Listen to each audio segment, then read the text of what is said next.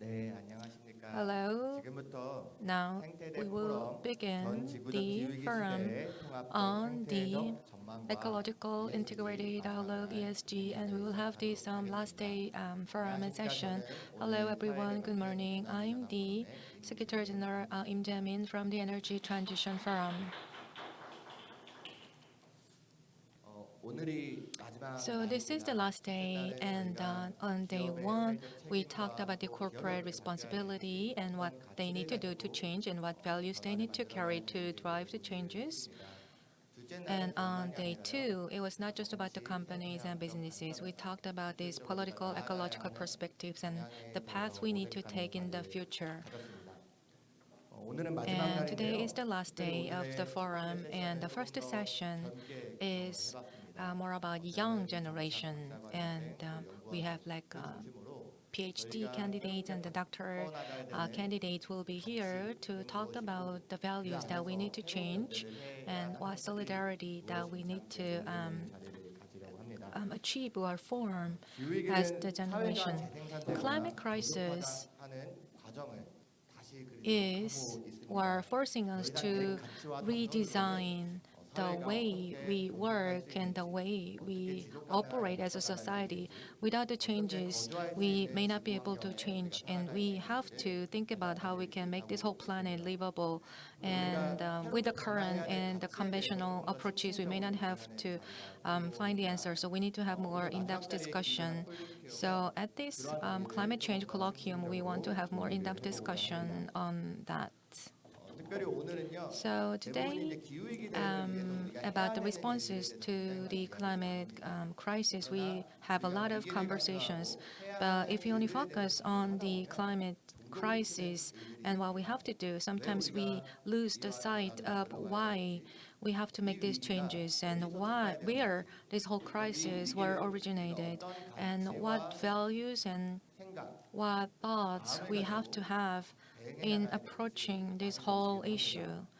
We should not lose 오늘은 sight of 위기를 that. 대응하는 과정에서 So 사라지고 today we will talk 생략되는 about the 그리고 things that 종종 are 잃어버리는 forgotten or 그런 things that 생명과 are 존재에 missing. 대한 This whole 대해서 함께 the 나눠보고자 beings 합니다. and the nature 특별히 and 첫 the 번째 whole 발제자는요. things. The 농촌 first 사회, 우리가 presentation 기후위기를 대응하는 will 데 be about 있어서 the rural 농촌 사회가 areas, 굉장히 and 피해를 보고 because 있고 these are 또 the most 어려움을 vulnerable group, and they are 그렇기 facing 때문에 the 기후위기에 greatest 대해서 challenges. 빠르게 해야 So that's 된다고 why we have 하고 to 있습니다. make 그렇지만 the 현재 quick 농촌 or 현장에서는요. faster-paced 그 기후위기를 responses.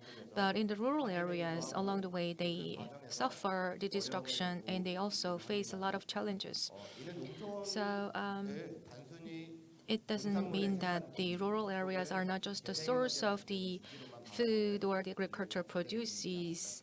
That's the wrong philosophy. The first presenter has been there, and he had an interview with the farmers and the rural village people in finding the answers to climate crisis. And he had this in-depth interview with the people, 연구자를 and we 초청을 invited a 했습니다. researcher who actually 첫 did 번째 the interview. 발제는 So the first 농어촌 presenter. 지역에서의 기후 에너지 The 정의와 first topic is climate and energy justice, and what is the remaining task? Mr. Go In-wan, who is the PhD candidate from the University of Washington, will make a presentation.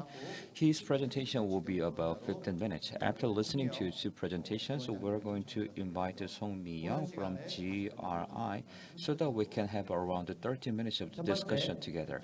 Without further ado, I would like to invite the first speaker, Mr. Go In-wan, 15 minutes.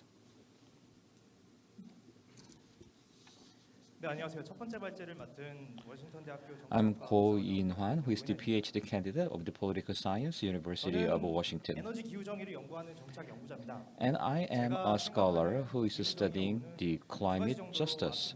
The climate justice can be defined in two ways. First, historically, there should not be anyone who are lagging behind, and historically marginalized group.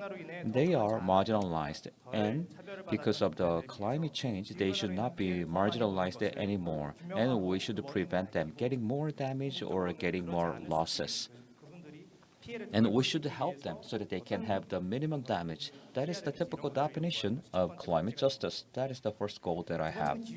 Second one is not just about the damage itself. In the process of responding to climate change, like energy efficiency and renewable energy and CCUS, when we are doing that to reduce the greenhouse gas emission, the cost for the process should be minimized, especially for the marginalized people. They should not bear the cost more compared to other non-marginalized group. That's something that we should do and that we should be working on. Today, I'm going to tell you about the second definition about climate justice in the context of Korea, especially the marginalized group within the Korean context. They have been economically marginalized, and later they can be a little bit more discriminated, those who are living in the rural area of South Korea. 저는 그 발표할 때 결론을 먼저 얘기하는 걸 좋아해서 I'm, tell- 결론 먼저 말씀을 드리고 I'm telling you the conclusion first, and let me recap the conclusion. 물적, The renewable facility 인구 밀도가 requires a lot of technique and economic cost. And that's because of that, usually it is located in the area where the population density is not that high. Usually when the population density is low, usually they are rural areas rather than the urban town. 관련된 사회적 발전 So for deciding and the location of renewable energy sources, it can cause some conflict. And when there are conflicts, and those conflicts will reflect the features and the characteristics of the rural town. And those conflicts and the confrontation can be hindrance to 2050 net zero. So to make a transition to 2050 net zero, we should understand economic, social, cultural aspect of the rural towns. 제가 소개드릴 한 이제 마을은 완도에 있는 약산면 I'm going to take you to a small town in Korea, Yaksamyeon, and it is around 300 or the 400 kilometers away from Seoul. And you can see the Yaksamyeon. This is a small town. 이게 또 검은색이라서 안 보이실 텐데 이 관산리라고 하는 곳에 And this is Hwansanli, where I'm studying, and they have a huge solar farm. And because of the siting of the solar farm, there has been lots of contention. 매우 감정적으로나 And actually, the citizens are emotionally charged, and they are getting damaged emotionally and 지금 also 보신 영상은 financially. 제가 그 발전 시설이 입주할 예정인 This is the video clip I took. 혼자 이제 운전을 하면서 I went there and I was driving to capture the scene. This is the candidate for the site. 한 간척지가 나오는데 이곳은 And there is a reclaimed land. And there is a 섬 지역이고 또 척박한 big farm, and they are harvesting rice there. 분들은 반농사와 물질을 병행하면서 And they are now doing a lot of agriculture as a means of their survival. And there are lots of farming still going on, but much of them has been acquired by the developers. 40년 전 반농사만 짓던 Just about 40 years ago, they have the farms, but they want to grow the rice. So they created this kind of a paddy. And 간척 사업이 the land was reclaimed, and they have the paddy land 그것도 like 이제 this. 그것이 이전에는 이제 이곳이 섬이었고요. In the past, it was an island. In the 1990s, it was connected to other island. They have the bridge, and actually before the 1999, it was a sole alone island. So the Hwansanpo is not just the source of the income. It is a symbolic meaning because they can now grow the rice. So this is like a moment, the place for their past memory. 분들이 다들 이뭐 전원일기나 이런 드라마나 아니면 농촌 뭐 So in the TV show, you can see this kind of the typical scenery in the farm town. The reason I'm showing you this 들리지 않겠지만 관산포라고 is because of this. 하는 사업이 있지 않은 그 바로 In 앞에 the 위치한 Hwansanpo, 마을이 있습니다. there is a small village, and there are around 100 elderly citizens living there, and they have two buildings just like this. 이분들은 이제 논농사를 하거나 밭농사를 하고 물질을 하시고 And after doing some agricultural activities, they come back to this building and they share their lunch. Yes, it was delicious. I shared the lunch with them.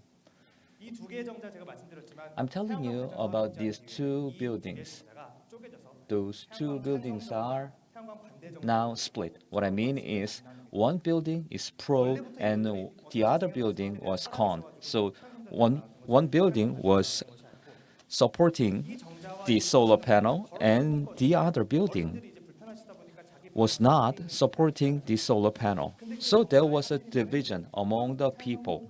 기우신 분이 계셨던 거고 저쪽에는 또 반대쪽으로 기우신 So there is a division about the opinion of the very small community. 그 차이 때문에 And 이분들이 because of that, 재생 에너지에 대해서 완전히 다르게 they are totally separated over the renewable energy sources, especially placing the solar panel. The two buildings are now emotionally separated. And I took the photo, and this is the place which will be covered with the solar panel in the future. 군청 앞에서 So, in front of the community city hall, they are protesting like this. And why the people are divided into two groups? And that's something that I should study, and I feel so sorry about that kind of emotional division between the community members. And I cannot give you a single explanation why they were emotionally divided. But rather than that, what I want to emphasize is the renewable energy facilities, and it will be usually located in the rural towns across any country in the world. 정말 중요한 연구라서 So this is a landmark study. 라는 것은 매우 상식적으로 Renewable facilities are located in the rural town. That has become the common sense because they have open space, they have land to be developed. And also, the cost of the land is relatively low. So, as a developer, this can be the optimal target. 농어촌 지역에 주로 However, 제한하고 하는 이 간단한 명제가 this simple fact can cause significant issues. And that has been proven empirically in last July in the US. Let me show you a statistical example. 숫자들은 여기 위에 있는 You can see these numbers. 얼마나 개발이 되어 있는가의 측면에서 봤을 때 The index for the development across the US, 개발된 토지들 여기는 이제 한 75% the land with 25% development, the land with 75% development. When you take a look at the orange is a solar, the blue is a wind.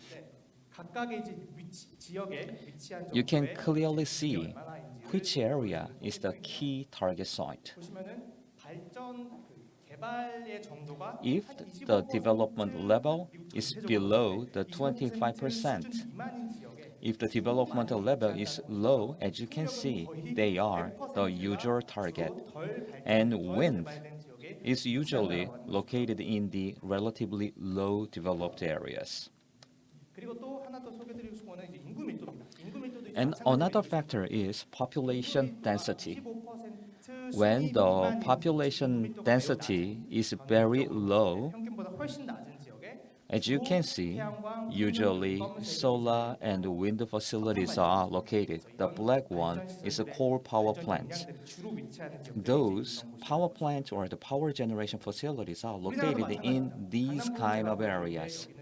Let me show you this. This is the map I drew with myself, 잘 나와 있습니다. 그래서 이거 이제 직접 핸드폰이나 아니면 컴퓨터로 들어가셔서 이렇게 and I'm going to give you a link, and you can click on this map. 태양광 설비 용량입니다. 단위는 메가와트. And this is the megawatt in Gangnam, Seoul. This is from Taedok. 많은 설비 용량의 And Taedok has the highest capacity. And in Hanam, you can see the capacity is 602. Compared to Wando, it is 400 times difference. Compared to Seoul, in Wando, which is far away from Seoul, the solar panel capacity is totally different. So if we are considering the size of the city, the Seoul's solar panel should be 400 times larger. Actually, it should have been. Anyway, this is the location of the solar panel. And what matters is the interval or the distance among the solar panel 시군구에는 군 관리 계획이라는 것이 있습니다. facilities. Usually, many countries and many communities come up with their development plan. They have their ordinance. 태양광 발전 시설은 뭐 예를 들면 도로로부터 몇 미터 이상 For example, the solar panel should be 100 meters away from the road, like 200 meters away from the house. This is the ordinance that they have. 예를 들면 이제 완도군 도시계획표를 For example, in the case of the Wando that I'm talking about, 뭐 국도, 지방도 국도와 they have the specific 1km close. 이상 이격해서 지어야 된다는 말이니까 The facility should be 1 kilometer away from the road, which means we have limited sources to place the solar panel. 태양광이 주로 처음에 많이 입지했던 곳 And this is the usual location of the solar panel siting, and you can see the geographic expansion as time goes by. 연구 박사 논문의 첫 번째 연구가 바로 이 태양광 My first paper was the distance among the facilities and why there is a spread like this. My argument was 거부감 혹은 반대 because there was some resistance among the rural town, and that is why there has been spread of the solar panels, as you can see. 이제 우리나라에서 이 태양광 발전 설비 이격거리가 매우 이제 태양광 In Korea, this kind of distancing or the distancing interval can have a negative impact for the proliferation of the solar panels. So in Korea, we are going to have a streamlined regulation on the distancing among the solar panels. There are some policy actions, and they are referring to other countries' policy, and according to other countries, the interval or the distance regulation is pretty much minimal. 이 지역들이 제가 이제 This is another map that I drew. 맵으로 보실 수 있습니다. 각각의 이 버튼들 눌러보시면은 When you click on this button, 태양광 이격거리뿐만 you can 아니라 see 아예 이 not only 가운데에 the 2년 solar 동안 panel 태양광 distance, 발전을 짓지 못하게 하는 sometimes there are counters that come with a regulation. You cannot build any more solar panel within the next 2 years, 태양광 포함입니다. including the solar panels. 이격거리 혹은 And many of the counties come up with a ban on the new facilities, and they are having strong regulation about the distancing among the facilities. 뭐 통계 제 연구라서 나중에 그 투명성을 위해서 한번 공개해드리는 거. This is the statistics that I have. This is just for your reference. 어떻게 이런 And if you are asking me in person, I'm going to tell you how the detailed interpretation was made based on this statistics. What I am arguing is pretty much simple. 처음에 이렇게 You can see two photos. 태양광이었어? 라고 하시는 분들 굉장히 많아요. You may think, oh, was it a solar panel? Yes, they are. 그 고속도로에 그 방음막이 설치되어 있는 이제 태양광이고 굉장히 And you can see the solar panel on the highway and over the highway. 농촌적인 경관에서 위치한 On the rural scenery, you can see how solar panels are placed. 첫 번째 어떤 특징 제가 이제 주장해서 이런 것들을 좀 What I'm arguing is this. The first big difference is this one. Between the city and rural areas, 경관적인 특성이 scenery is the first difference. 도시가 주로 경관의 대부분을 차지하고 있는 The green land is the major scenery in rural areas, and we put artificial components, solar panel. Visually, it can be distracting. Visually, it can be a little bit cumbersome. Sometimes it can break the symbol of the town, culture of the town, and their memory about the town. And probably the rural people have a higher resistance against this kind of scenery deterioration. 특성과 경제적인 특성은 Rural towns have economically and socially different from the cities. The city energy demand and CO2 emission are also different from that of the rural town. Actually, to cut down the CO2 within the city, we are placing the solar panel in rural towns out of the cities. 그래서 앞으로 이제 제가 So again, what I am suggesting is this. 정도만 마무리하면요.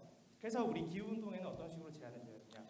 이전까지 농어촌 지역과 연대하거나 그쪽으로 We 들어가서 그 were 지역의 cooperating with a rural town, and 노력들이 we 없었던 것은 아닙니다. 그러나 made 기후 운동이 only some efforts 농어촌으로 to 우리가 collaborate with them. 도시에서만 We 있는 should 것이 go 아니라 부산이나 and we should 이런 live 지역에만 있는 것이 and we should work 정말 with 태양광 them. 발전 시설이 크게 There 들어가는 are many solar panels in the rural towns.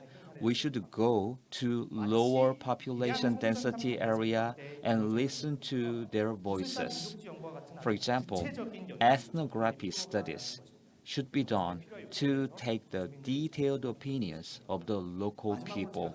Last but not least, 농어촌 지역에 내려가면 what I'm underlining is when you go to the rural town, there are government officers and developers, and there are many people.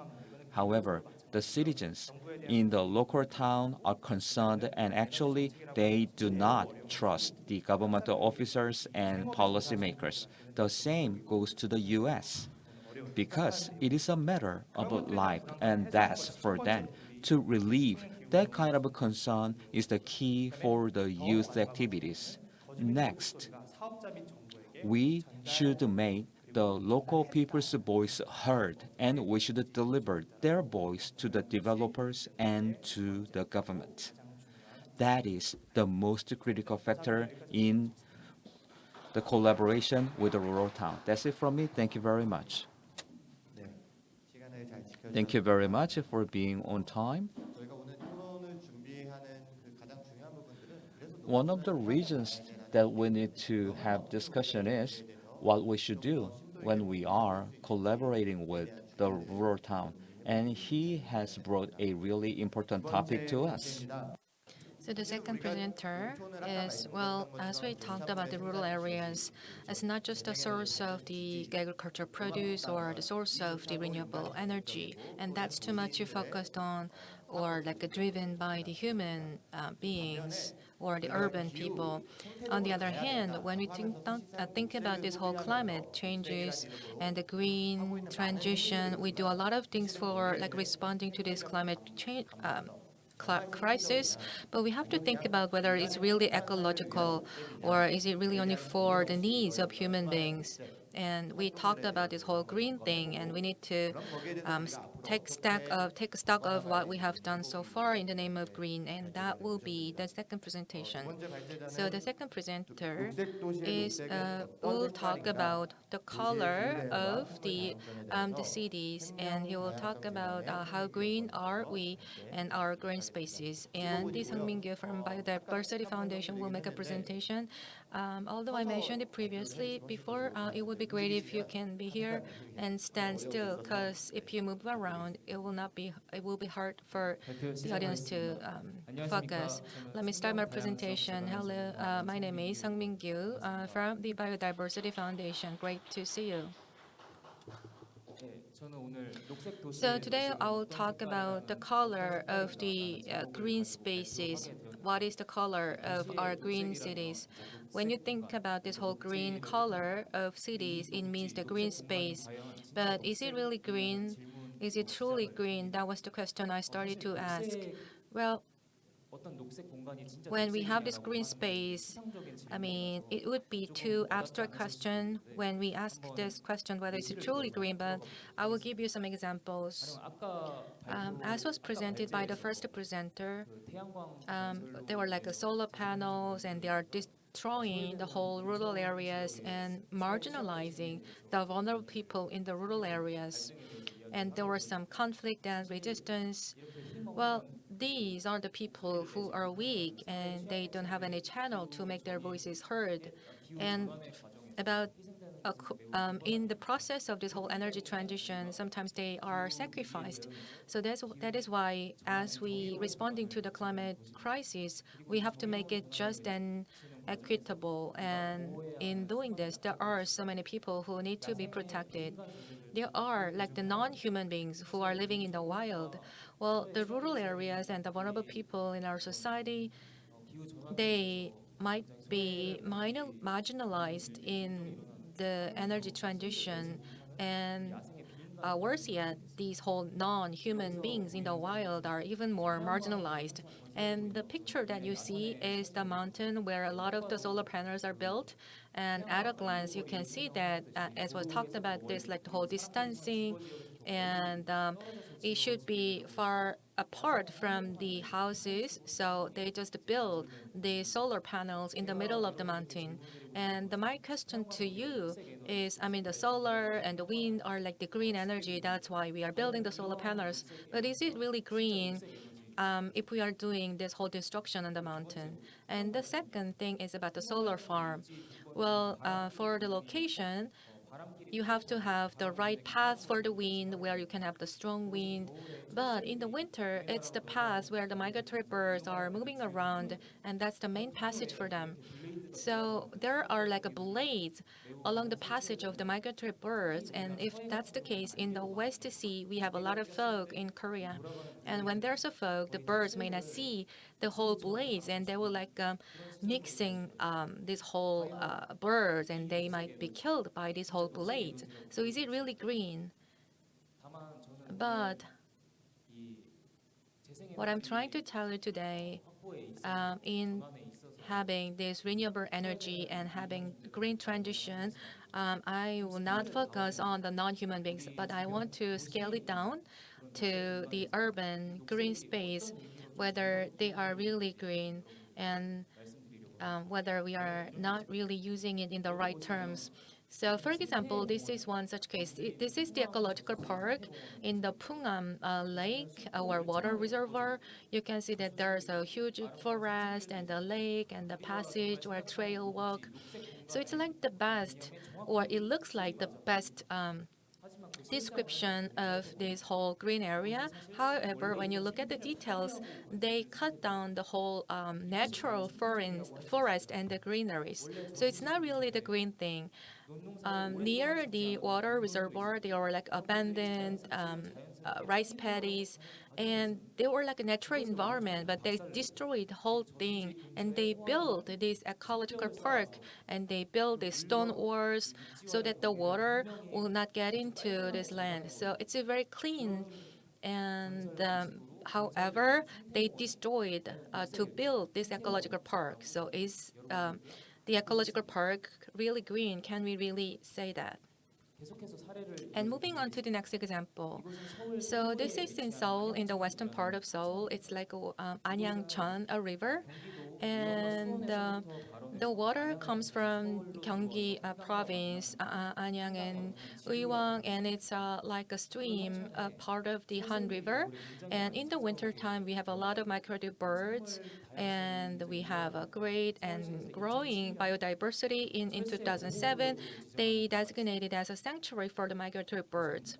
So as you can see here, there are many great birds, and the very rare wintertime birds are living here in this Anyang River. So like northern Pinpo, Eurasian region, and they designated this as a sanctuary. And it's between the two bridges from Omok Bridge and Mokdong Bridge. So this small area was designated as sanctuary. But when you hear the word of the sanctuary, we may feel relaxed and feel better because, okay, this is protected by the government. The local government is now protecting by designating it as sanctuary. However, when you look at this whole picture, you may be disappointed because this is where the migratory birds, and they come to like October, and that was when they started to build this whole construction. It is because, as you can see, these, you can see here the water basin, and that's why they started to have the construction. It's this, about like 320,000 tons of water can be reserved here, and they have this rainwater pumping station, and that is the passage of this whole water outlet. And when you have like a heavy rain, then this water tunnel, according to a government official, when they have like an unprecedented, like a heavy rain, something that we'll never experience in our life, that's why they have this whole concrete tunnel for such a rare event. We had a huge flooding in Seoul, and Mokdong didn't have such a flooding. And they are saying that this whole tunnel helped them not to experience such damage. But anyway, I mean, responding to climate change or adapting to the climate change is important. But along the way, we had this whole construction of the tunnel, and that, as I showed you, is now destroying this whole habitat for the migratory birds. And when you look at the statistics here, from 2019 to 2020, according to the survey of Seoul City, for this construction area, the sanctuary for the migratory birds, the birds, about 69% of the birds were here, and the 77% of the water birds gathered here. But from 2020 to 2021, when they started to have this construction, within this sanctuary, they only have like a 29% of the migratory birds and also the 23% of the water birds. And the other notable thing here is that these dogs and what we are really familiar with, their percentage went up. However, these other birds, the rare birds that we see here, the number of the dogs went down. What does that mean? Because these sensitive species abandoned this place as their habitat, and that is now being replaced by the dogs or the species that are familiar to us and which are familiar to living near to human beings. So my point is this: adaptation to the climate crisis is now destroying the habitat, and we are not taking care of these whole species which are calling this place as their home. So that's the mistake that we are making. This is also near or right next to the sanctuary, and this is the carbon neutral forest or the walkway. And they have the Spanish oak here, and they have this whole Spanish oak trees lined up here. And as you can see from the name, it's exotic species. Well, I'm not saying that the exotic species is good or bad, but my point here is that as they plant the trees, they cut down the original trees and indigenous trees, and they replaced this forest with the whole exotic trees. And for like ecological park, I mean, for like a carbon neutrality, they are now like accounting this whole carbon credits or the outcomes. And the one thing I'd like to share here with you, here there was a lot of destruction to build a forest, and this is where we had the highest density of the migratory birds in the sanctuary, because there is a river island at the mouth of this whole river, and there's a small island, and the birds were mostly observed or detected on the island because it was protected. But as we built this whole carbon forest, and it really blocked this sanctuary or the whole river passage, and the birds could not get in there.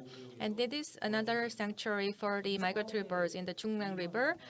And to have this project, I mean, the name of the project is quite ridiculous. It's the ecological restoration and the restoration of the nature. And under the name of this restoration, they built this whole stone stairs. And as I mentioned before, the birds need the protected area, which are protected from people and a lot of bushes and the trees. But they built these stone stairs here.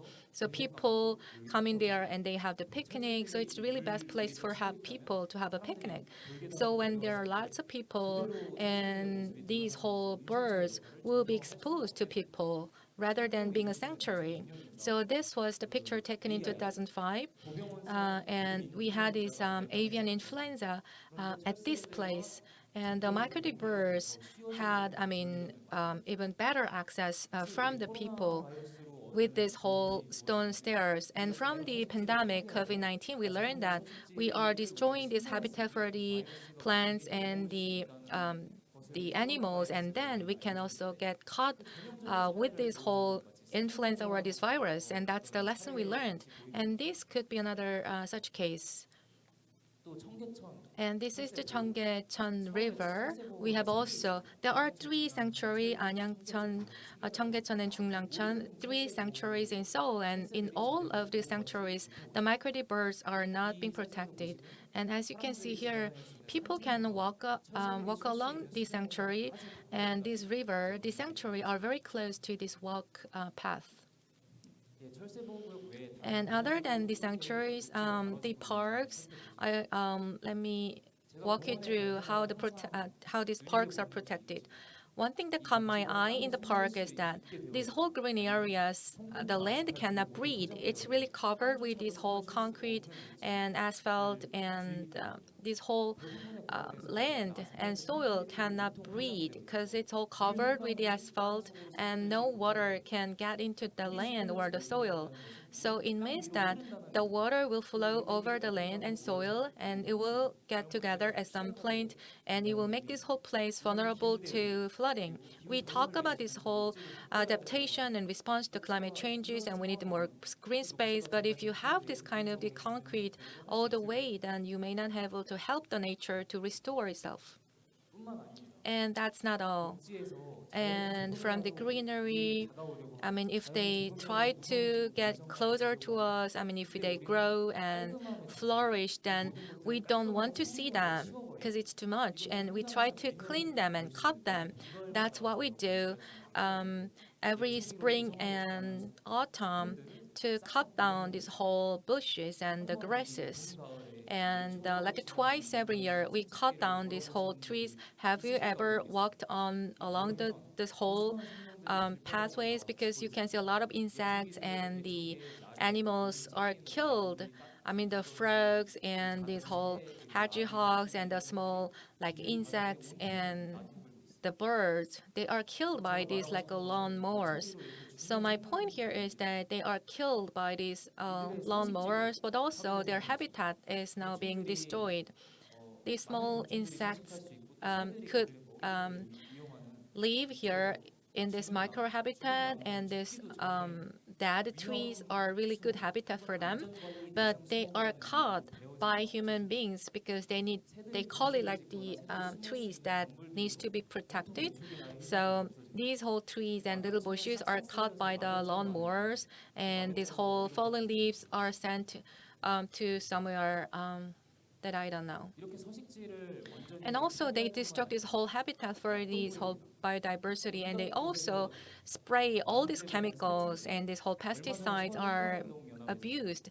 And also the environmental organization also looked into the consumption of these whole chemicals for the pesticides, and they are very toxic. And the insects and the bees, the honeybees, I mean, they are killed by these whole pesticides. And this is the picture I took in my neighborhood. And for the grasses, they are leaving these whole insects, and the little school students put these little paintings to show that people should not smoke here because there are living insects, but still they are now spraying these whole pesticides over the grasses, although they want to show that these whole little insects are living here. And also, these whole sticky killers for like insects are also a problem because they kill all the insects, whether they are good or bad, or big or small. And when you go to the park, there are these kind of like killers. And I live near the Ansan mountain, and all these whole trees are like covered to kill these whole insects or the as a pesticide. And it's not just for these trees, and they kill a lot of good insects like the spiders and other insects. Well, but they really grow and fast, and they adapt to fast. But what really kills them is like the predators that kill these bad insects. And also, what's really ironic or ridiculous is that in the ecological park, you can see these electric killers for like mosquitoes or these insects. And we go out there in the wild to enjoy the nature and to enjoy the greeneries. But we have this kind of electric like killers for the insects, and we can hear the noise that the insects are killed by these whole electric killers. That's so ridiculous. So I shared some examples, and with that, I wanted to tell you this. This whole green space is not the air purifier for us. The green space in the cities are very important in responding to or adapting to the climate changes. They help us to reduce the heat and reduce this damage from the flooding. It's really important. But the way we deal with the green space is not right because we are not treating it as some facility or some machine. So we kind of objectify, and we think they are like a cleaners, and we try to use them for our own benefits. And that's wrong. We say that we need to have more green space, but we are, instead of protecting them, we are destroying this whole green space. So we say we have to go for like a greenery and we go for renewables and more green space, but there are like the non-human beings that were marginalized, and that should be the focus of our discussion. So green space is not just a means, they can be also a purpose to be protected, and they are not something that we can use, and then we can destroy the habitats of the plants and the animals, and we need to have the changes in our mindset. We think this whole urban green space is just for human beings, but that's also for the whole biodiversity and the non-human beings, and for the habitat of the all the other living creatures. And number four, this whole habitat for these living creatures, to make it or protected and preserved, we should abandon this like a human beings oriented approach, and we should leave it as it is. And let's look at the words, the nature. In Korean or in Chinese characters, it means that they leave it as it is. So they don't need any cutting or any trimming by human beings. And we have to let them grow as they are, and we have to let them who they are. And then only then they can become true green and true greenery ecosystem. That's when we can call them truly green space. That's it for my presentation. Thank you so much.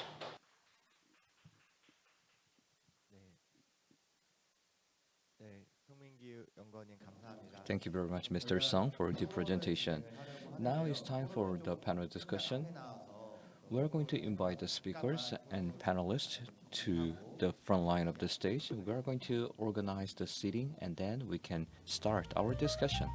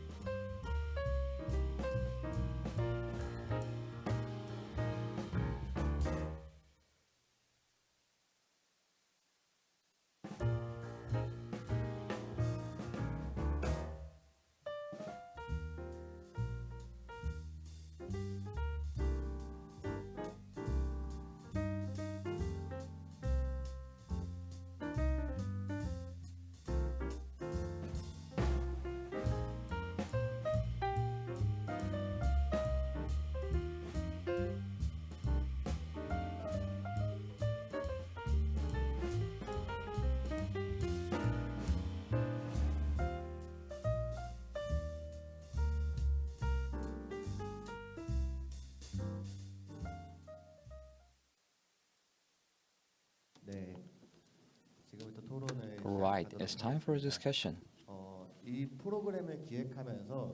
While we are planning for this program, and while I was talking to these two presenters, and I feel a bit disturbing, and I was wondering whether we can really do it in our practices, and maybe we are only delaying the timeline. Maybe we are causing more troubles. So in our discussion, we can talk about this more and more in the GRI, Gyeonggi Research Institute. GRI is coming up with carbon neutrality policy and some of the practices. And regarding the GRI's practices, 정부자 입장에서는 또 더 많은 And GRI will share their action items and what they are actually doing. 점검도 하고 새로 나아가야 될 So we can check out what we have been doing and we can discover the future way forward. 첫 번째 토론자로 모신 저희 송미영 So we have invited Vice President Song Mi-young from Gyeonggi Research Institute. Let's listen to her, then we can have some more discussion. 네. 네, 안녕하세요. 잘 들리시나요? Can you hear me? 네. 두 분의, 소리가 왜 갑자기 이럴까요? 두 분의 발제 너무 잘 들었고요. 사실 이런 문제들이 예전부터 굉장히 심화되고 있는 중이고, 신재생 에너지를 저희가 도입을 하고, For the renewable energy sources. 기후 위기나 뭐 탄소 중립이니 뭐 여러 가지 국가적인 정책을 수립하고 난 후에는 더 이런 문제들이 심화되는 중입니다. 근데 그런 것들이 신재생 에너지나 기후 위기 대응에서만 나타나는 게 아니고 원래 제가 생각할 때는 발전 시설이 가지고 있는 이해관계가 그대로 투영되는 거라고 생각합니다. 이때까지 석탄이나 원전, 어떤 에너지 발전 시설에서도 같은 문제가 있어 왔어요. 그리고 언제든지 그 입지 문제가 굉장한 갈등의 요소였고 그 입지가 어쨌든 그 지가, 토지의 이용 측면에서 이 소외된 지역에서 일어나는 것이 당연하다고 생각하는 도시의 그 사람들하고 정책 결정자들이 그런 결정을 하는 거죠. 그래서 아까 첫 번째 발제자분들이 보여주신 것처럼 제도가 가진 모순, 아니면 제도가 고쳐야 할 부분, 아니면 제도가 지향해야 될 부분에 대해서 저희 연구원 같은 것도 항상 고민을 하고 있고 그런 측면에서 재생에너지도 크게 봐서는 에너지 발전 시설의 틀을 벗어나지 못하는구나 이런 생각을 하고 있고 그런 제도적인 변화에 대해서 논의를 많이 진행하고 있습니다. 근데 이제 이 문제는 어찌 보면 태양광이든 풍력이든 실질적으로는 그게 돈의 문제라는 걸 우리가 It is a 이해하는 게 matter 중요한 것 of 같아요. cost anyway.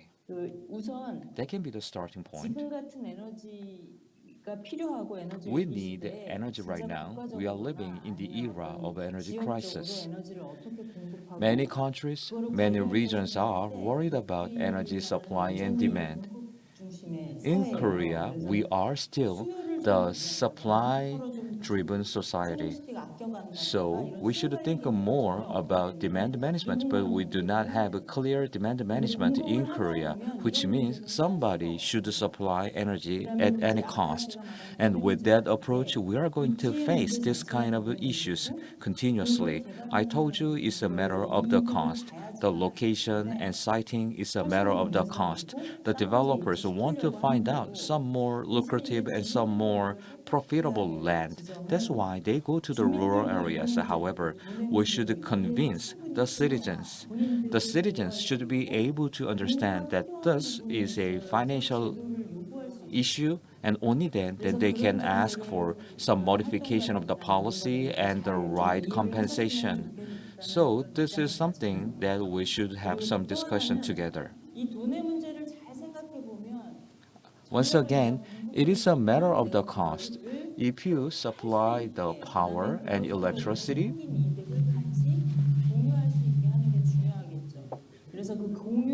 the benefit coming, the benefit should be shared, and that is something that we should suggest. And we need to make efforts so that the efforts can be shared and the profitability and the benefits can be shared as well.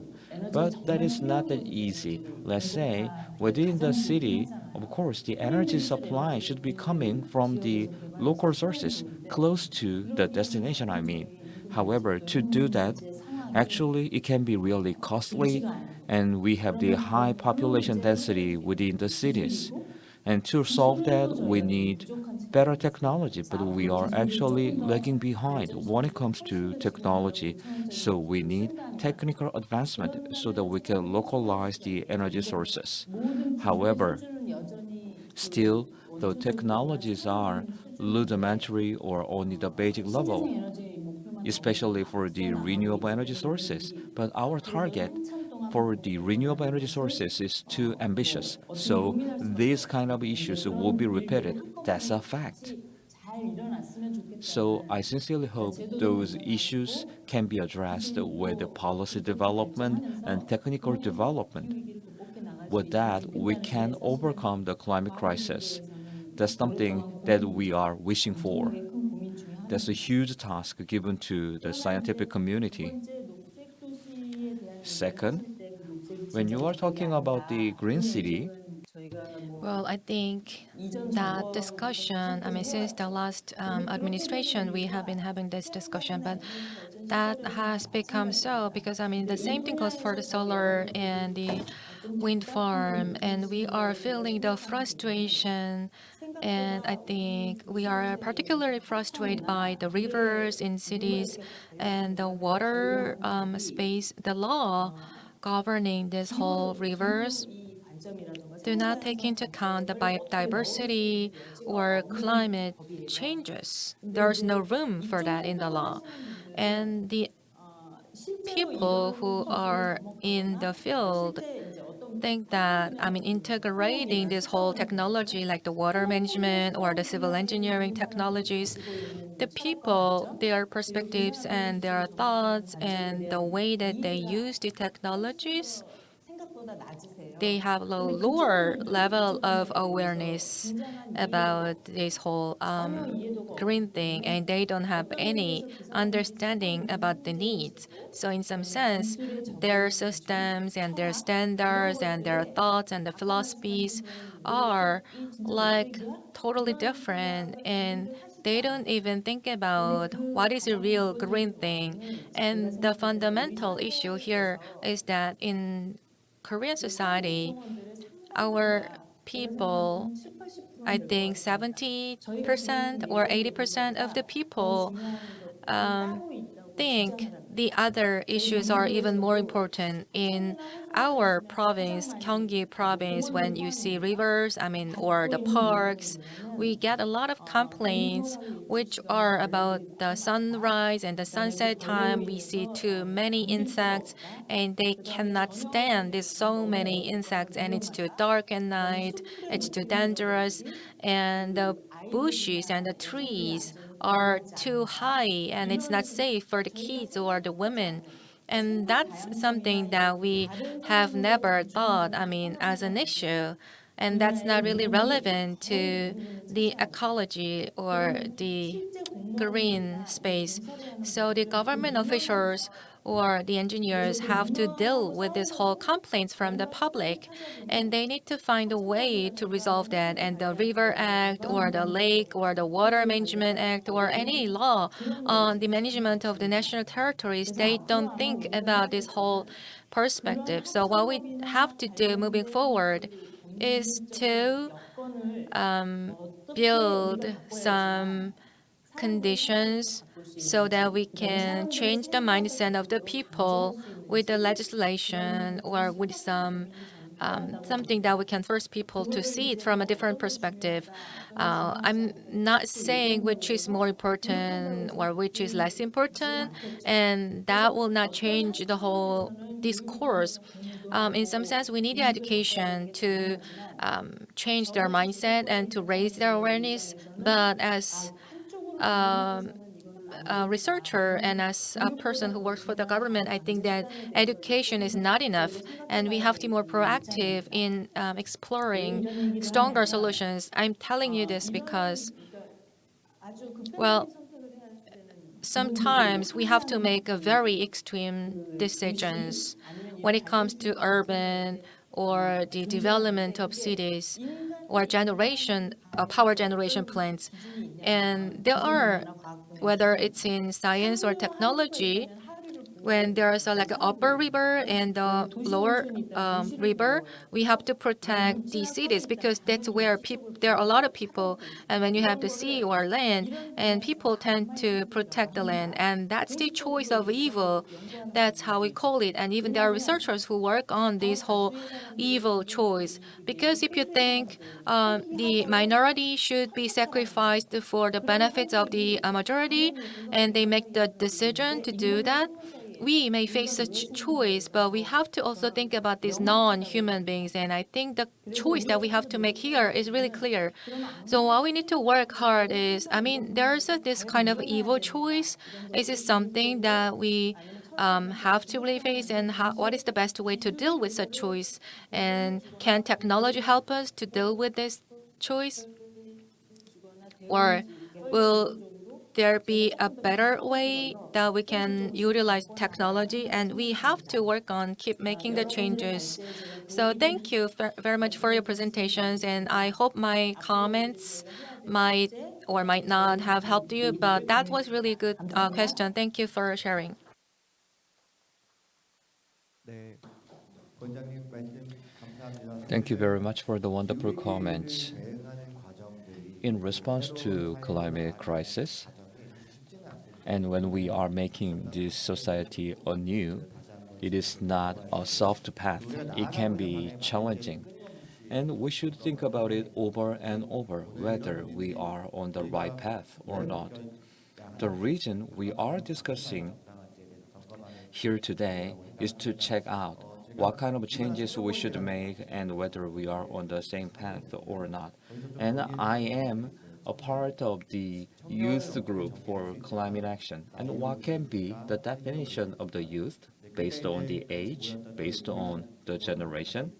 Mr. Cole was there at the time, 질문을 던지고 and the youth can be characterized by asking a question, and they are in search of the answers, and they have aspiration. So that's the definition of the youth. If you are facing an issue, you should not simply criticize. You should be the change yourself, and you should pursue the answers. Then you can be the young people, the youth. And we've been asking questions, what is the cause of climate change? And we should think about what is the main cause of the climate change. We are trying to find out the solution. The green and the transition to the life, is there any negative factors when we are making that transition? And I have a question to Mr. Ko. 농촌에서의 재생에너지로의 전환, In the rural area, there is a transition to renewable energy sources, and you raised an issue that there are so many renewable facilities only within the rural areas, but it can have some degradation about the scenery and landscape. Do you think it should be banned, or if the renewable facilities are facilitated, and how it should be located, and what can be the desirable way to do it? I told you about energy justice and climate justice. Let me bring the concept. First, justice is not just about the distribution, about profit. The resource itself should be distributed. The solar panel are sometimes voluntary, and people want to get some profit, and the profit has been distributed with the participants. And even when a cooperative is made, and usually developers are simply sharing the profit. Of course, there are some good practices of the solar panel cooperatives, but what I am suggesting is, even on a small scale, the people in the town should become the developer themselves rather than just sharing the benefit. And they can be the developers themselves. They can be actively participating, and they can get the profit out of their project. I know it's really difficult to become an energy developer, but it is not right to just to let someone else do it. But from the viewpoint of justice, we should make a model where the local people can actively participate and get more profit. Again, the solar energy resources should be equally distributed to the local people. And the next issue is we should also think how best we can put more solar panel or renewable facilities within the city town and how we can put the renewable energy sources close to the place which is consuming lots of electricity. In the case of the LG, in the Changwon factory, they have put lots of solar panel in their factory. In the past, people were criticizing that, but now people are accepting that.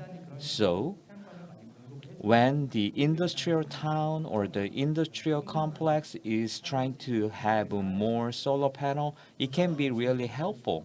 So, again, it's something that we should study, how we can put more solar panel into the urban environment and industrial complex. Thank you so much. Your presentation, when you look at the details, we didn't have too much time to cover all that, but the rural areas, we are seeing the problem, so we should stop that. That's not the point, but what we are trying to say is that that's the context and that's the challenges, and we are not fully taking them into account, and the development is now done from the outside people, and that's the problem. And he explained what transition is the right one for the rural areas. We have to understand their perspectives and their context, and that they should lead this whole development project, and then we can incorporate the context of the rural towns better. And also, when you think about why the rural areas should be the site, when we have that project in the urban areas, we also have to think more about what should be the right approach and for the transition. And for the second presenter, I would like to ask a question as well. Well, this whole ecological perspective should be better reflected into what we do as human beings. And many researchers have talked about that, not just you, but things are not really changing. And as Ms. Hong just mentioned, the regulation doesn't change, and also the enforcement or the implementation, the people who are implementing the laws and changes do not have the strong understanding about these perspectives. So to have that, the ecological researchers and the experts have to be also involved in changing the laws and regulations and make sure that they are reflected into the implementation stage as well. So in this regard, how can we better incorporate these ecological perspectives into the urban planning or the legislation or making the changes? What should we do for that purpose? Well, I think to make that happen, to reflect them into the regulations, public awareness should change. As the Vice President Song pointed out, well, advanced regulations and building a great ecological park will not be enough, because if people complain that there's too much bush and too many insects and they could not walk, it's not safe. If they keep raising the complaints about that, then we may not have fully ecological space, and it will be managed in a non-ecological way. So the public should have better sensitivity about the ecology, and we should have better awareness among the public. But as you can guess, that's really tricky part. Well, other parks in other countries, like the Green Park in UK and London, the dead trees are just there, abandoned as they are, and there are like little animals walking around the trees, and they have this like a big hole caused by these little animals in the whole greens. And if we were in Korea, we might have sent our people to kill the insects, but they have this little sign instead. This is the house of Mr. Badger, and so they are trying to educate people how this little animal is now trying to keep this or protect this green area. So it's not really about the law or making a legislation. It's about the culture, how they are enjoying this whole little footprint of this badger and how they take it as a part of the nature. So that will be also lead to the ecological sensibility of people and how we can really spread that mindset. That's also the starting point of our question. I think education is also a solution, as you may think. But in Korea, we don't have the proper environmental education. We have environmental teachers, but we only have so small number. And since 2009, they stopped hiring educational teachers.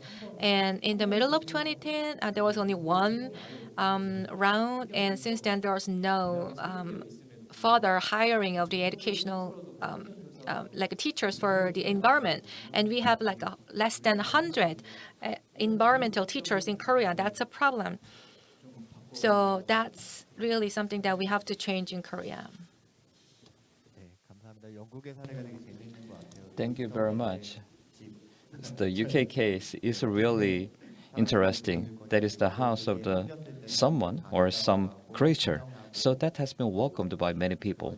같이 우리가 고민해야 된다고. So that is something that we should think about together. And how we can nurture that kind of culture can be really important. We only think about the human rights, and the attorneys and the lawyers raise their voice about human rights. How about who are going to keep the rights for the migratory birds? And who are going to have the rights for the nature? And who are going to fight for that kind of non-human rights? That's something that we sometimes forget in our daily lives, because that's something that we cannot understand, because that is sometimes delivered with a language that we cannot understand. That is why the role of the ecologist can be really important. 저희가 11시 10분까지라서 We were supposed to finish by 11:10, so we have two presenters and one panelist. I would like to give the 1 minute for each for the closing comment. 얘기하셨으니까 송미영 부원장님 First, Ms. Song, one closing remarks, just about a minute. 네, 오늘 이런 자리에서 이제 같은 생각을 공유하는 분들하고 It was great to have a discussion with like-minded people. It was a pleasure, just as we discussed in our own place.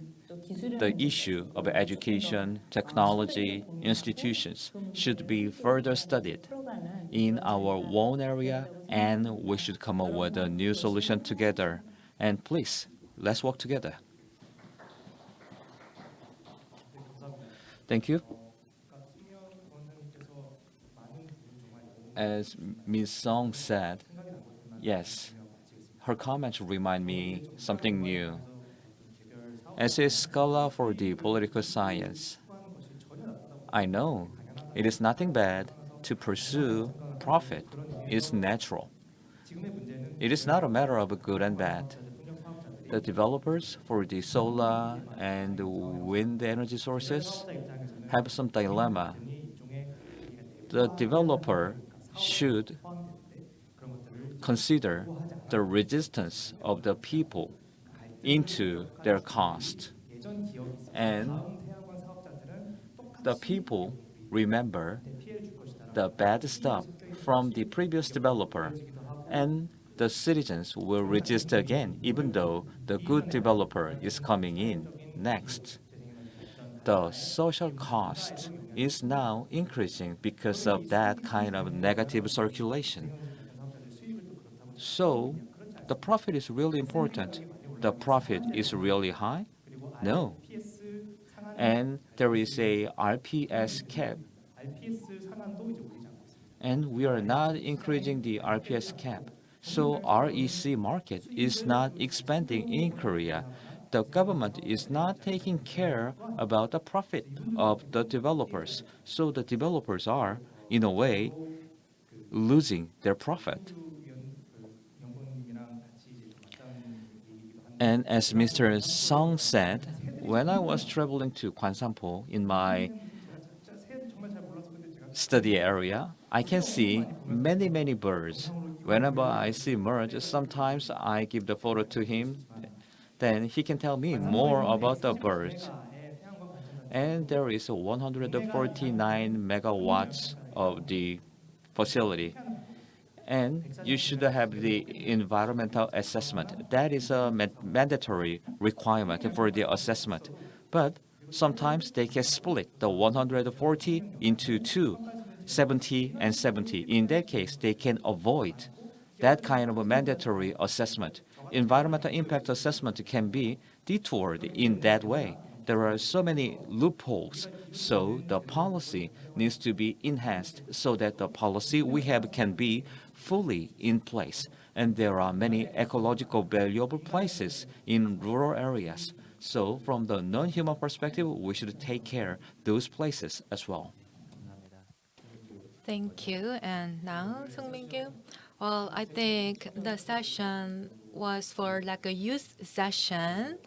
So as a closing comment, I'd like to send some message for the youth in the environmental community in Korea. Well, as I work in the field for like climate crisis, I mean, there are so many activists who have a lot of passion and a lot of energy, and I really respect their passion. But there's one thing I wanted to tell them. I mean, these whole climate activists, young activists, most of them are so far away from the ecology or this whole greenery.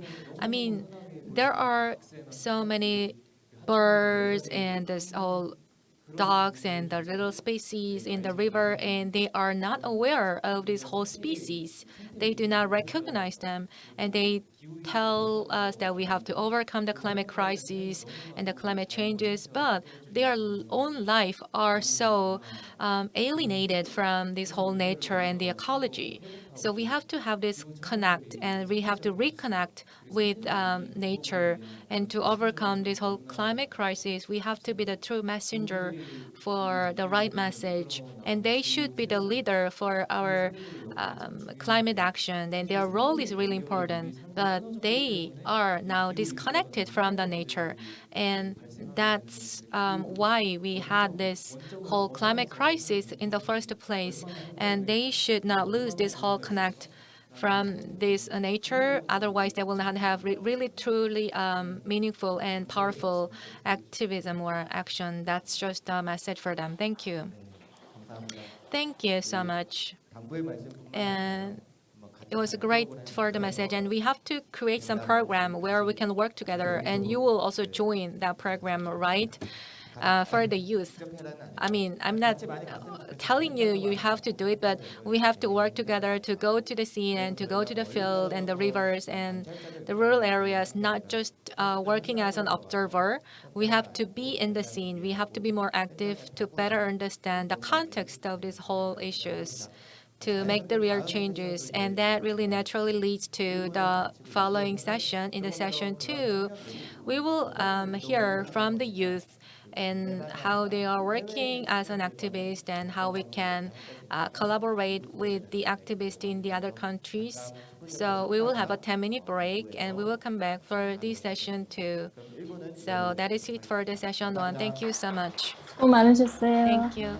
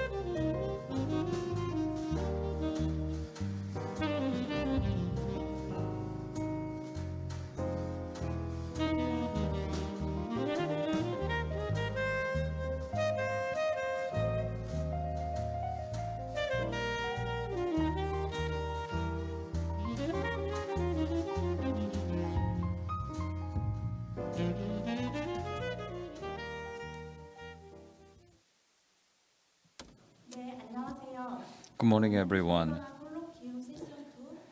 I am moderator for the climate activity and national solidarity. My name is Hyun So-young, who is the Undersecretary General for People for Earth. And before we begin, I would like to give you a housekeeping remarks. Just like our other session, we are providing simultaneous interpretation. Channel number 5 for Korean and channel number 6 for English. In this session, there are some people who are joining us from Zoom, and you can select your preferred language, either Korean or English. And now we are going to start the session number session number 7, and we've been talking about the value transition about climate actions, and based on that, we can think about how best we can have the international networking and how we can have the value transition in the climate activities in South Korea and focus more on the climate justice. We have 3 participants, and we have Oh Ji-hyuk from South Korea, from the Colorado border. From Earth Guardians, we have Malo Baines, and the co-founder of the Sunrise Silicon Valley and the policymaker of the Zero Hour, we have the Jamie Minden. Mr. O has been working for the organization for the non-violent activities, and currently he is trying very hard to stop the export of the coal power plants of Korea.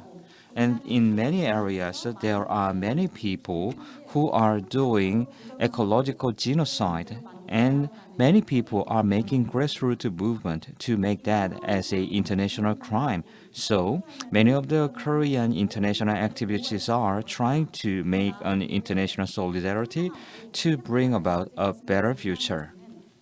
So this can be really meaningful to all of us. And Malo will present the vision of the Earth's Guardian, and she's going to tell us about the leadership, and she has contributed a lot to make Earth's Guardian as a global NGO. And Malo has become the speaker for the Global Summit for the 1% for the planet, and she published the Little Black Book, a young activist love story. And there's a love story of the young activist, and you can listen to her poetry in her presentation. Last but not least, I would like to introduce the Jamie Minden. Jamie is studying environmental science, and she's the co-founder of the Sunrise Silicon Valley, and she is the leader for the Monterey Bay Aquarium for the youth production. She is the host for Fridays for Future and policy advisor for Zero Hour. She started these activities starting from 14, and she's going to tell us more about grassroots movement and the strategy. And that's it from me. I would like to invite Mr. Oh Ji-hyuk, the climate activist trapped in South Korea, how we can make it expand to the global society. And today I'm going to tell you about the climate activities trapped in Korea. My name is Oh Ji-hyuk.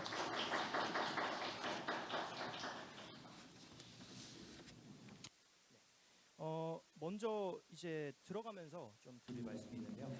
So, climate crisis is something that we call that as a global issue. We say that we are all connected, we have a single planet. 어떤 사회 문제가 그렇지 Yes, 않냐고 반문을 할 수도 있지만 any societal issue can be a global issue. However, the climate issue can be related to the non-human creatures, so it can have a huge impact to our life. 온실가스가 For example, 어떤 나라에서 the greenhouse gas can be emitted from any country, and 인류가 받는 영향은 똑같습니다. anyway, we are going to get some impact. 일본을 상대로 해외 석탄 발전 수출을 비판하면서 했던 말. And many people criticize the export of the coal power plant to China, Vietnam. And if you are not building the coal power plant, and if you are simply exporting that, that's an issue. And based on that international viewpoint, we should do some activities. And let's say there are 1,000 coal power plants, and in South Korea, we turn off or plug off 60 coal power plants. In that case, can we be satisfied? I don't think that's the right thing. And we need to have a global viewpoint. That's why we need international solidarity. And how much international solidarity are we working on right now? And as an activist, the Sunrise Movement or with the resistance against the extinction, we've been working really hard. And there are some of the international organizations that we are working with. And are we really working with them? Maybe we are not working with them so closely. And we can analyze some of the activities and we can have some discussion with them. Are we in depth of our solidarity? No, it is not. Actually, we have the language difference and keeping the relations is not that easy. So based on that, I will tell you a little bit more about international solidarity. What is the definition of international solidarity? And we can have human resources exchanges and joint project among the stakeholders. The ecological activities are making changes within the Earth community. And in the context of the region and society, they have their own value. And I don't think joint project does not always mean international solidarity. International solidarity is the emotion to emotion. We can build a project and interaction together, and we're going to talk about the interrelations and the power relations at the same time. The international relations can be understood in two ways: state-to-state relations and social movement. Let's first talk about the state-to-state relations. There are power imbalance among the states. For example, there is a history about exploitation and too much emission. There are differences among the two countries, and based on that historic background, we should understand how to plug the gap. That is the beginning point of climate and ecological justice. There is a dynamics we should understand behind that. And there can be two more things to discuss. First, if we have the plant or the coal power plant, we can simply transfer our reduction responsibility to other countries. For example, we are building more coal power plants in the Vietnam or Indonesia. That can be the typical example. China is the factory of the world. What should we do? Second, there are some countries which is getting the biggest damage, but they are not responsible about the CO2 emission. Pakistan has a huge flood, and one-third of their land has been flooded. How much are they responsible for the CO2 emission? Sometimes we may wait for the diplomatic solution, or should we do something because we need to have the solidarity with them, because we need to build our discourse. And that is the challenge given to the social movement. We should understand each other and we should learn from each country's policies. That is the core of the social movement. When we are learning each other, we can build our social movement program. Manual, history, strategies can be shared. For example, the Sunrise Movement will tell us a lot, and we can simply take a look at the homepage.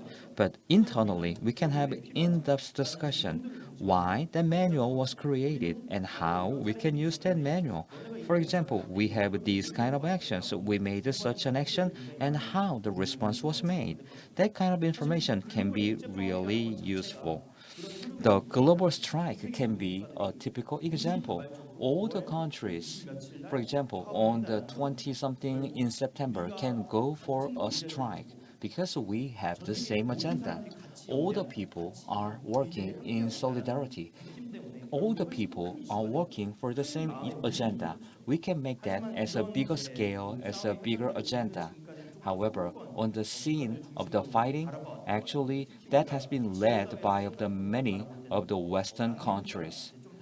Latin America 그리고 다른 이제 or 대륙의 국가들의 other 사례들도 continents 좀 더 세분화해서 should be 살펴보면 studied more and more because the detailed strategy can later can form a larger strategy. I'm telling you, the Korean climate movement is trapped within Korea. Then why?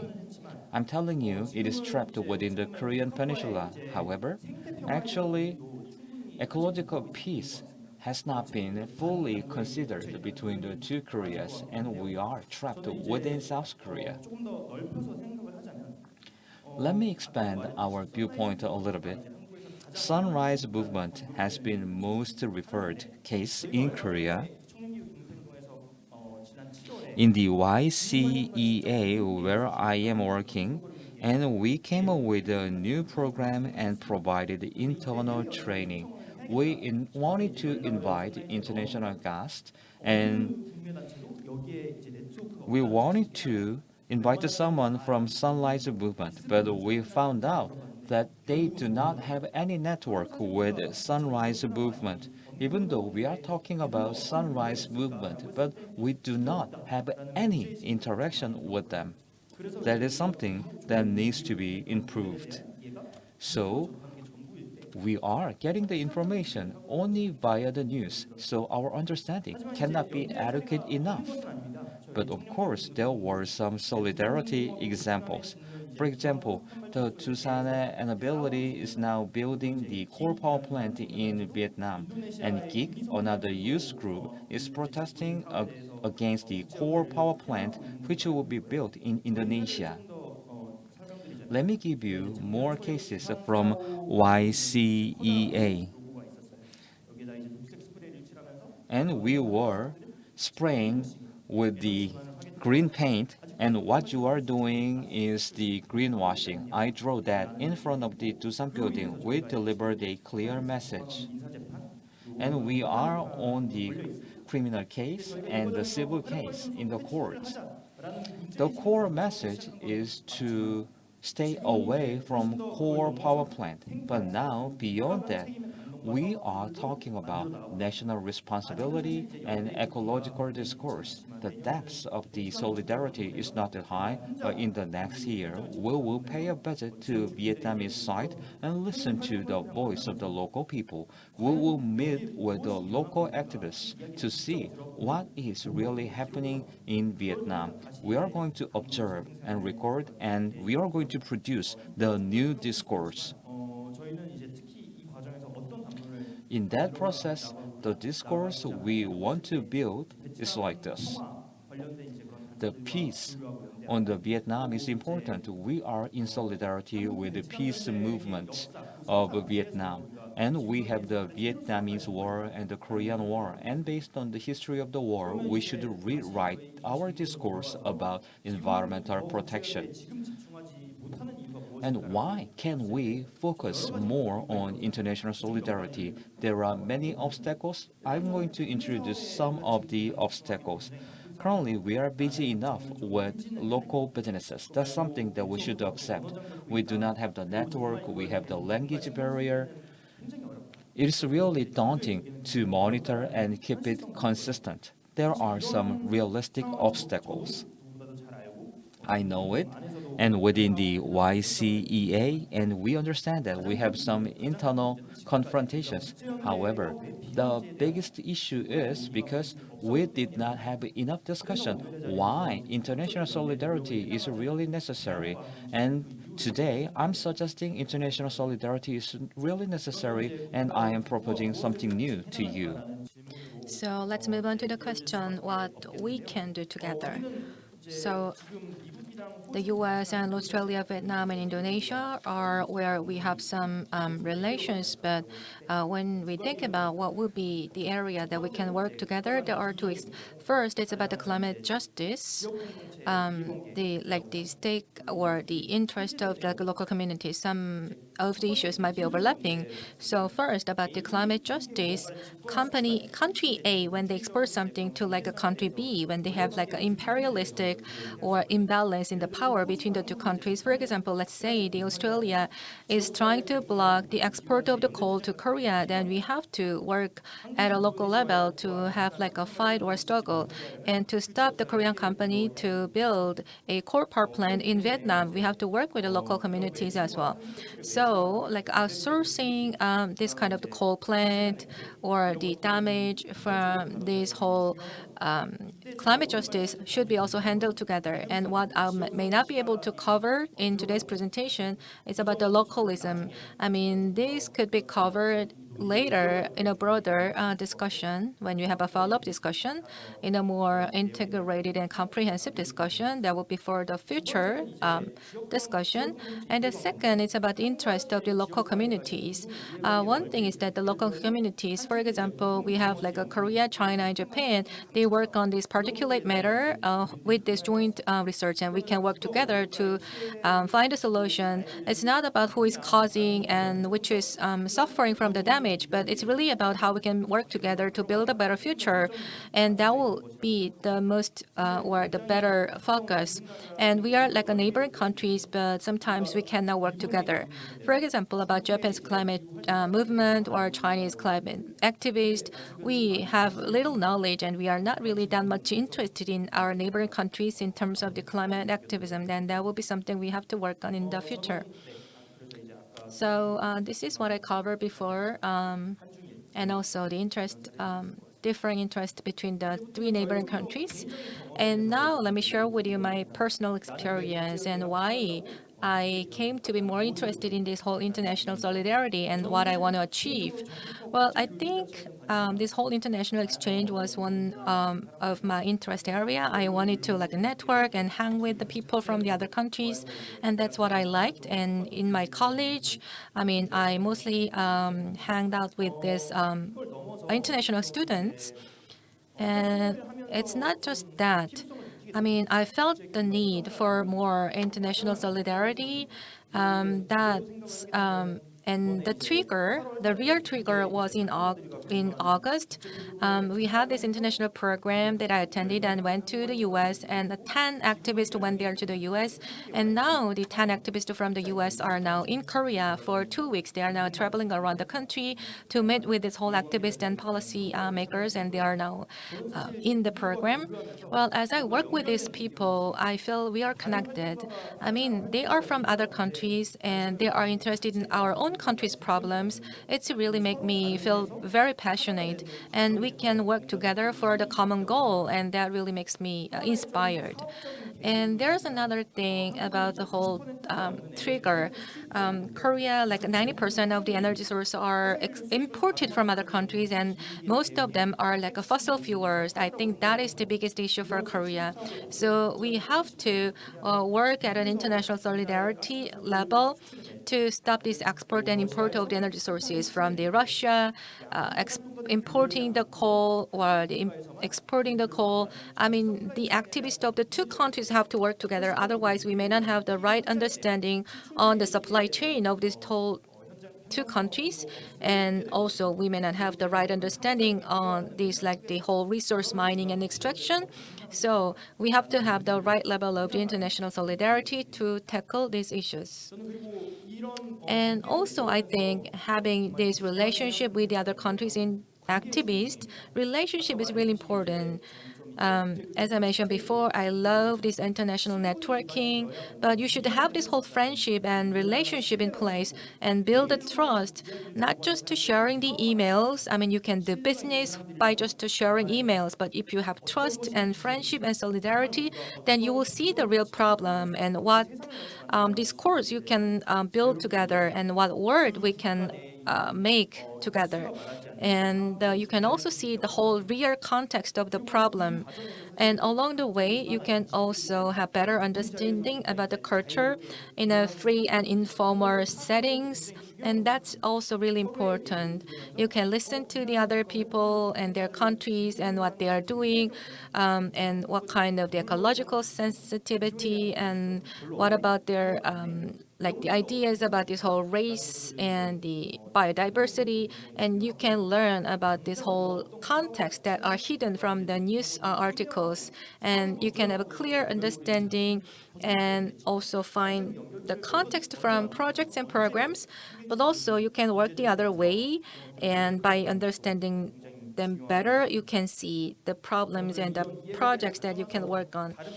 So I hope, we have these colleagues and for the shared goals, and we are fighting for the same cause, and that really helped me to get energized and motivated.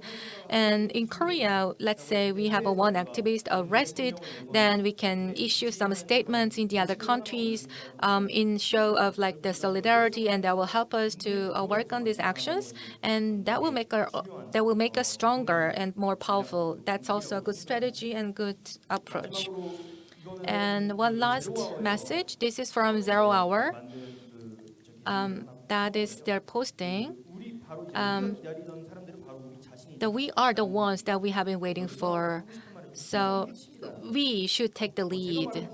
And the essence of this international solidarity is that we should not be bound by these national boundaries. We can build this network on our own. So far, we try to think about how we can be engaged in the international events only, but that's not what really matters. We don't want to rely on the power of these whole systems, but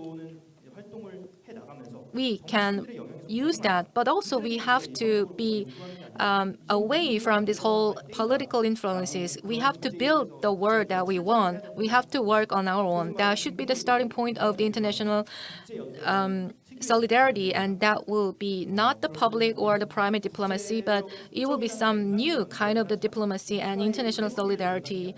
We are not just advocating the national interest. We are working for a global cause for the whole world and for the whole planet, and that will be really key part.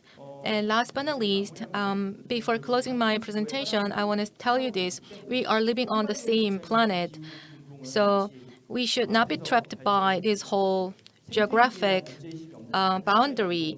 That will be only half of the solution. So I want you to get away from these geographical limitations and work together with these international activists and learn from them and work together in solidarity. And that's what we have to do as young activists. Thank you so much. Thank you very much. Listening to your presentation, I felt why international solidarity is really necessary and why I became interested in international solidarity. And in the interest of time, let me move on to the next speaker. Malo Baines has been working for Earth Guardians for the last 5 years. She got lots of experience and knowledge, and she's going to tell us everyone in a sustainable world. Now, the floor is yours. Please share your screen and begin your presentation. Hi, everyone. Are you all ready? Mother of three looked at me, but don't you feel hopeless? Again, I try to explain that my sphere gives me inspiration, continuation, and compassion. But how will it change? Her voice desperate. Hope had flown years ago, deflated from years of waiting. Maybe a gaping hole left by her colleagues' intelligence. Climate depression wiggled so far in her mind, I know her mind was flailing for answers. Words swimming behind her eyes. Optimism of a silly girl who doesn't understand the world. And I felt angry at the people who had made this mother feel this way, angry at my grandfather's belittling. Boomer, millennial, what's the difference? Seeming hope, joy, spirit skipped a few generations, drowning our mothers and fathers without it. Trapped in a corner, a sad, lonely wolf, comforting this mother, I felt so helpless. Well, if it doesn't work, the systems will have to be brought down, I said. To blood in the streets, her voice high. I don't know. I only know that my world gives me hope, and it might be stupid, blind hope, but it is what keeps me hoping. I can only be myself, more compassionate, inspire some people, and continue to build a better world. And maybe it won't be enough. And the 3 daughters of the mother won't live past 17, and it was all for nothing? My life a failure that never made anything? Why? Why dwell on the fear that is fed to us in pretty silver bottles, pumped into our veins, infused sedation, fear? I never lived for this cowardly reality. Somehow it is my voice that is my superpower, so I organize, write, speak, teach, in turn, listen, reflect. Try hard to change what needs to change, because this climate is a psychological game of how fast humans can obtain a mental evolution. 8 years, my life's only meaning, working on the human solution. The mother walked away to throw her ice cream away. Chilly chicken skin chilled my skin. Sitting down in the dark, she says, I'm so grateful that you came.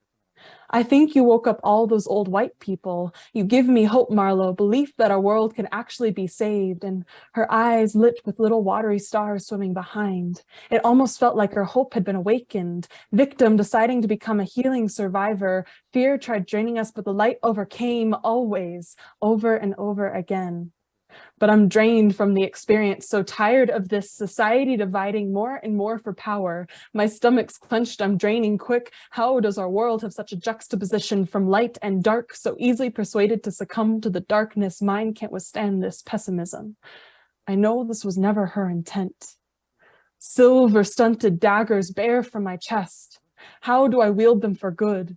Use this mother's worry thrown to a younger generation, so weary they wiped their hands and gave us their blessing. Welcome, everyone. Thank you, People for Earth, and So Young for inviting me today. My name is Marla Baines. I'm a poet, facilitator, and leader, and I work with the organization Earth Guardians.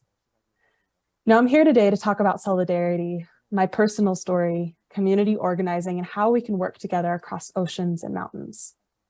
So lesson number 1. We need to learn to breathe through the discomfort. I don't know about you, but my week has been long, so I would like to invite you to get fully present with me by taking a few deep breaths. As you feel comfortable, feel free to close your eyes, feel your body in your seat, and breathe out. Breathe in, pause, breathe out. Breathe in, pause, breathe out. And on this final breath, breathe in. I want you to think about how 100% of our air that we breathe comes from our forests, oceans, and waterways. Breathe out. And what we contribute back in our exhale. When you're ready, feel free to open your eyes. I grew up within and immersed in nature, learning that cryptobiotic soil was a living organism and to respect the land below my feet. My mother used pine cones and stones to teach me the basic principles of mathematics. Nature was my teacher and my classroom. And when I was in first grade, I wanted to start a nature club because my friends and I had planted seeds and talked about how fun it would be to get together, watch our plants grow and play among them. And this is my earliest memory of cultivating a connection between community and nature. And as I entered into fourth grade, I moved to a new home in Boulder, Colorado. My mom got involved with the local anti-fracking movement, and I started watching documentaries about far-off places where polar caps were melting and polar bears were losing their home. I learned that Colorado, the state in which I live, was positioned itself to become a top producer of crude oil and natural gas. And during this time, there was a song that was a favorite of mine and my brother's. And there's a line that goes, "Be the change that you want to see in the world," just like Gandhi. And I remember thinking, silly adults, don't they know that they need to be the change? Why are they so worried about this crisis if we're the ones causing it? And I knew I wanted to be a part of that change, but I was 10 years old. thinking that the climate crisis wouldn't be an issue much longer. And then in 6th grade, do you all remember 6th grade or around that time when you're 10 or 12 years old, 12 to 13 years old? During my 6th grade year, there was a flood along the Front Range of Colorado, what was later called a 1,000-year flood, and it felt like the rains were trying to wash something away. All of a sudden, climate change was so forward-facing, going from wildfires to floods like a ricochet that left me unsteady. What a strange reality, we all said, as we watched the foothills become waterfalls. Now, what a strange and surreal feeling, feeling petrified about what's going on and still wanting to do something about it. But what is the thing that finally propels us into action? Now, mine began in the fall of 9th grade, the month before the US 2016 election, and I stood on the hill between the Osheti-Shikoe Water Protectors Camp and the Dakota Access Pipeline. Now, for those of you who don't know the Dakota Access Pipeline, this pipeline was originally routed north of Bismarck, which is a predominantly white city in the United States. White residents were worried about their water being contaminated, and so the pipeline was routed further south, adjacent to the Standing Rock Sioux Reservation. Despite the same questions being raised on the reservation, this time the pipeline's route didn't change, and so people gathered together. They stood for one another, for culture, for land, for water. And so as I stood on this hill, on one hand, the earth cut in this ugly line through the rich, dark soil, I stood between the two dualities of our current reality. Humanity collaborating and competing for land and resources that should be respected. So I remember sitting in my math class, which had no windows, just fluorescent lights in the bowels of the school, and I felt rage so deep that I knew I was faced with another choice. It was the rage that no one with their political power had stopped the pipeline from being built or stopped private security officers from brutalizing water protectors. These blatantly racist systems wouldn't stop the climate crisis from coming, and I, a 14-year-old girl in the middle of math class, had to do something, get off my ass and do it. And then all of a sudden, these pieces started clicking into place, that it didn't take anything special to do and be a part of the change. Be the change. I want to be a part of the change. The change begins with me. So I applied to be on the Earth Guardians Rise Youth Council and attended our youth leadership training and was accepted. Now, Earth Guardians trains and empowers youth to become effective leaders at the intersection of environmental and social justice. In 1994, Earth Guardians was founded as a community resource center for high school students to learn and be empowered to take action for the earth. 30 years later, we have become a global organization with youth leaders from Asia, Africa, Europe, the Americas, and the Pacific Islands. Earth Guardians takes two approaches to supporting our generation of youth leaders: by training them to become leaders and then empowering youth leaders to step into leadership positions to positively impact our communities. Now, how do you all learn from Earth Guardians? And how do we work together? What does our solidarity look like? All of our local actions across the globe are imperative to our collective work to create a more just and sustainable world. And I believe that if we all continue to do work in our own communities, get involved, advocate, and then share our community stories across the globe with others, our connection to one another is going to uplift and empower our work. So keep doing what you're doing in your communities. And if you aren't involved yet or are scared to, find ways to connect with them, and then connect with global networks. Utilize the tools and skills that are out there. And as someone who works behind the scenes at a relatively large organization, all I wanted to do is support leaders, grassroots leaders, the leaders who are on the grounds. And as someone who has worked in community organizing, the hardest and most powerful way to connect with these organizations is just simply reaching out. So ask to learn more, ask for support, and figure out ways that are creative to collaborate and work together. Now, I know right now you all can join one initiative that Earth Guardians and youth leaders across the globe are working on currently. On November 12th, there's going to be a global day of action, and this action is called Choose Action Now. It's inspired by the global climate strike movement, but we're taking the same energy of collective striking and transforming it into direct action and climate solutions. The goal of this campaign is to highlight, uplift, and empower grassroots leads to plan a day of action on November 12th to show the world what people are doing to combat the climate crisis now. The Earth Guardians team chose November 12th with a greater strategy in mind. The date takes place right in the middle of COP27. And stated on the UN website, the 27th Conference of the Parties, the United Nations Framework Convention on Climate Change, COP27, will build on the outcomes of COP26 to deliver action on an array of issues critical to tackling the climate emergency. Now, as youth leaders, we are hesitant and skeptical to believe this statement, although it would be amazing and I hope that it happens. So instead, we have created Choose Action Now to put the spotlight back on individuals' hands that have already been solving the climate problems daily and give power back to local and grassroots communities. At the same time, we are demanding world leaders take action now, stated clearly in a platform of demands written by a coalition of youth-led organizations.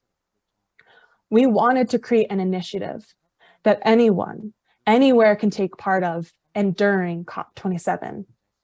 We've waited 27 years, longer than my lifetime, to take action, and still no action by our world leaders has arguably been taken. This campaign is for everyone who is sick and ready to take action. Now, we have a global reach. We have the power, and this goes beyond just my country in North America, but to our global communities. We're focused on empowering and highlighting the work being done by those that are most affected by the climate crisis. And we're centering people who have the knowledge, tools, and influence that they are using to create our desired future. We are creating the platform to execute our collective dream. Currently, 50 actions are scheduled to happen on November 12th in 21 different countries from the United States to Nigeria, Pakistan, and Zimbabwe. And we need one in Korea. So if you're interested in signing up, please visit our website, earthguardian.can. And as I was thinking about what solidarity means, I came up with a few top tips that I wanted to share with everyone. The first is actively listen to those who share different life experiences and skills than you. The second is learn and reach for support from your peers and mentors. The third is dream up your best future and work towards it. The fourth, as Brene Brown says, we must call an end to shame and guilt as tools for change. They will never be effective. And instead use active empathy to understand how we can better collaborate.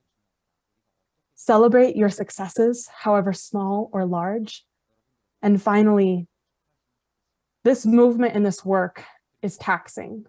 So please, and I say this to myself as well, take breaks and spend time outside in green spaces, because it's not only good for our planet, but it's also good for us.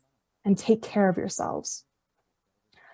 Our dream is to build a better world that expands from my country to yours. Let us build together to work and build a supportive network so none of us feel alone. And remember that it is already happening. So before I end and we get to the discussion after our final speaker, I would like to close with an excerpt from my poetry book. This comes from the poem, The Final Exposition. So yes, our countries look different in numbers, names, and social statistics, but I see my country and cry for the pain never felt by the economist, president, politician, and billionaire. Yes, people are angry and turning words into action, called inspiration, handed as flowers to the girl who feels like giving up in the back of an underpaid teacher's classroom. Yes, systems are failing, and that means renovation. Stop being scared of death, because rebirth is a part of a millennia-old system. And I'm awakened by the sky color turned dark, born into light that turns into gold, that showers the earth in a sigh of relief, because emotions are a cycle causing all of us to be human, and nature is loving. So yes, We are waking up in masses of poppy fields that wink black eyes of beauty, interconnected like stars sprinkled in a galaxy far on another island. We are different and yet similarly perfect in imperfect cohesion. My country hurts because maybe it has a disease that they don't want us to treat, but we, the people, can acknowledge the trauma. Be the blood, nerves, and brain to knit it back together. Our people imagine a country now. Isn't that lovely? The idea of a competition deconstructed into ideas that are made into minds that can change and call for facilitated collaboration. And one day he'll ask me what I think about politics in my country, and I'll say, our borders are under reconstruction because we've only imagined them so we can change them.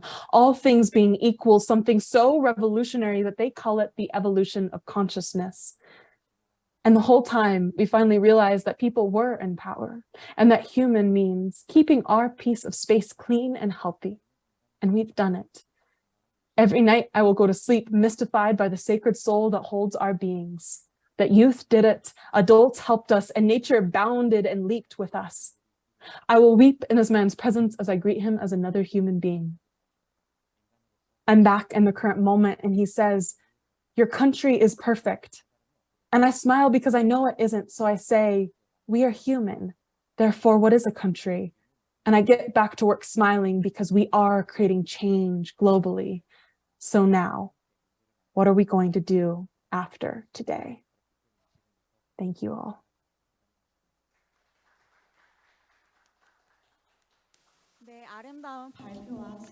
Thank you very much for the beautiful presentation and beautiful poetry. And she said we should focus on the leap forward rather than focus on the darkness.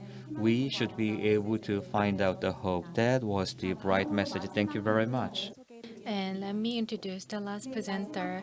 Last presenter is working with a different youth organization, and he's very active. And Jamie Menden, and she will talk about the climate action now, movement strategy, and international coordination. Floor is yours. Hi, thank you. It's nice to meet you all. Thank you so much for having me. My name is Jamie, and I'll be sharing my screen. So today I'm going to talk about movement strategy and international coordination.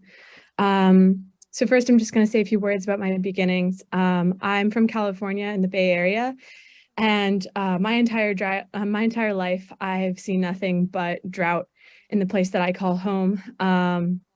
One of the pictures here is from California, and the other is from Korea. So, as you all know, we are experiencing very similar effects of the climate crisis, but I just wanted to ground us in that. So I started out my climate advocacy when I was very young. I grew up in a region devastated by drought, and so I was very frustrated at the inaction in the region and in my country, and so I knew I wanted to make a change. I started speaking at city council meetings when I was 14, organizing climate strikes. I united the youth in my area under Silicon Valley Sunrise and moved to DC for college, where I'm organizing currently for 0 Hour. So to get that out of the way, first, I'm just going to talk about the basics of what a movement does. I'm sure all of you know this. I just want to ground us in the same on the same space. So first of all, a movement gets a constituency to agree that there is a problem. It gets the constituency to agree upon the same solution. So for example, in the US, we've been working a lot on pressuring for a Green New Deal and climate legislation. And finally, a movement forces the institution to act. So in order to force an institution to act, there are different leverages of power. In the United States, most political power either comes from money or people power. There's a lot of money in our politics, and unfortunately makes it very difficult for grassroots lobbying to be successful. And so in order for our grassroots lobbying to make a big difference, we have to mobilize a mass movement of people. So this is called the PEST spectrum of support, what you see in front of you. On one side, we have active opposition, that's the dark purple. Someone who's in active opposition of the climate movement, maybe doesn't believe in the climate crisis or works for an oil company or something like that, is actively working against our goals. On the other side, we have active allies, people like us, people like you and I, who are fighting for climate justice and fighting to stop the climate crisis. And then, as you can see, throughout this spectrum, we have people on different edges of the scale. We have passive allies, people who are not taking action, but believe in the climate crisis, believe in climate solutions. We have passive opposition, people who aren't taking action necessarily to perpetuate the climate crisis, but people who are standing on the side of inaction. And we also have people who are in the middle and are neutral. So this, as we are taking action in a movement, it's very important that we move people on the spectrum of support from passive allies to active allies, or from neutral to passive allies, trying to move people towards our side of the spectrum so we have more people taking action on the climate crisis. And then one thing to recognize from this spectrum of support is that it's very difficult to move people from active opposition or passive opposition all the way over to being allies. So we've learned in the climate movement in the US to not worry about that, to not worry about trying to change the minds of people who are CEOs of fossil fuel companies, not trying to change the minds of people who don't believe in the climate crisis. The science is out there. Most people believe in it in the country now. And so really we're trying to focus on bringing people who aren't taking action but are on our side and mobilizing them to take action, because it's a lot more effective. And so in order to do this, we use moral protest, which is nonviolent action that brings the truth of the crisis into the eyes of the public and forces people to pick a side. As youth, we have a big advantage in moral protest because youth don't take action a lot, and when we do, it's something that really affects us and something that really matters to everyone. If a child has to take action on something, it's something that's very important to all of society. And so things like climate strikes and actions run by youth have been very effective forms of moral protest, because people can very clearly see that this is an issue that everyone needs to be worried about if a child is worried about it.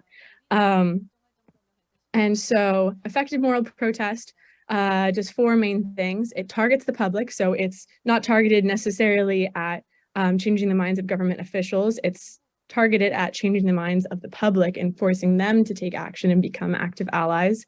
Secondly, it connects to commonly held values. For example, the people we love, the places we call home. Nobody wants to see their family members get hurt by environmental disaster. So connecting to values that everyone shares is a very important part of moral protest.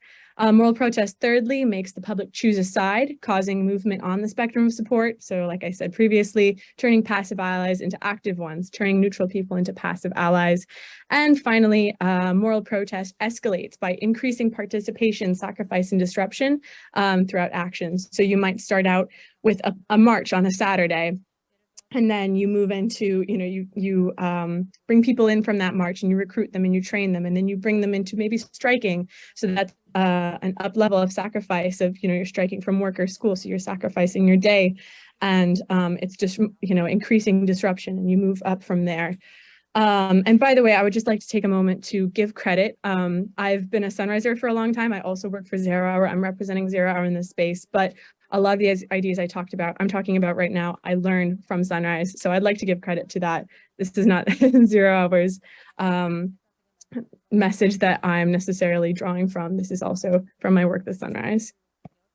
So next, I'd like to talk about where our power lies. As I previously mentioned, in the US, there's a lot of money in politics. So we have to really mobilize people in order to get effective change. So we are most powerful when we prove that millions of people are on our side. So example, through striking, through marching, showcasing our numbers, petitions, elections, really forcing public figures to come to terms with public opinion. Next, we show our power when we clearly present the narrative of the struggle. So public narrative is very important in this fight. So when we talk about who we are, when we present ourselves as relatable to the public, when we present ourselves as people who have shared values with a lot of people out there, what we're fighting for, what we're up against. When we create that narrative, it really helps bring people on our side because they realize that we don't have like some crazy political agenda. We're just trying to survive and make this planet livable for the next generation.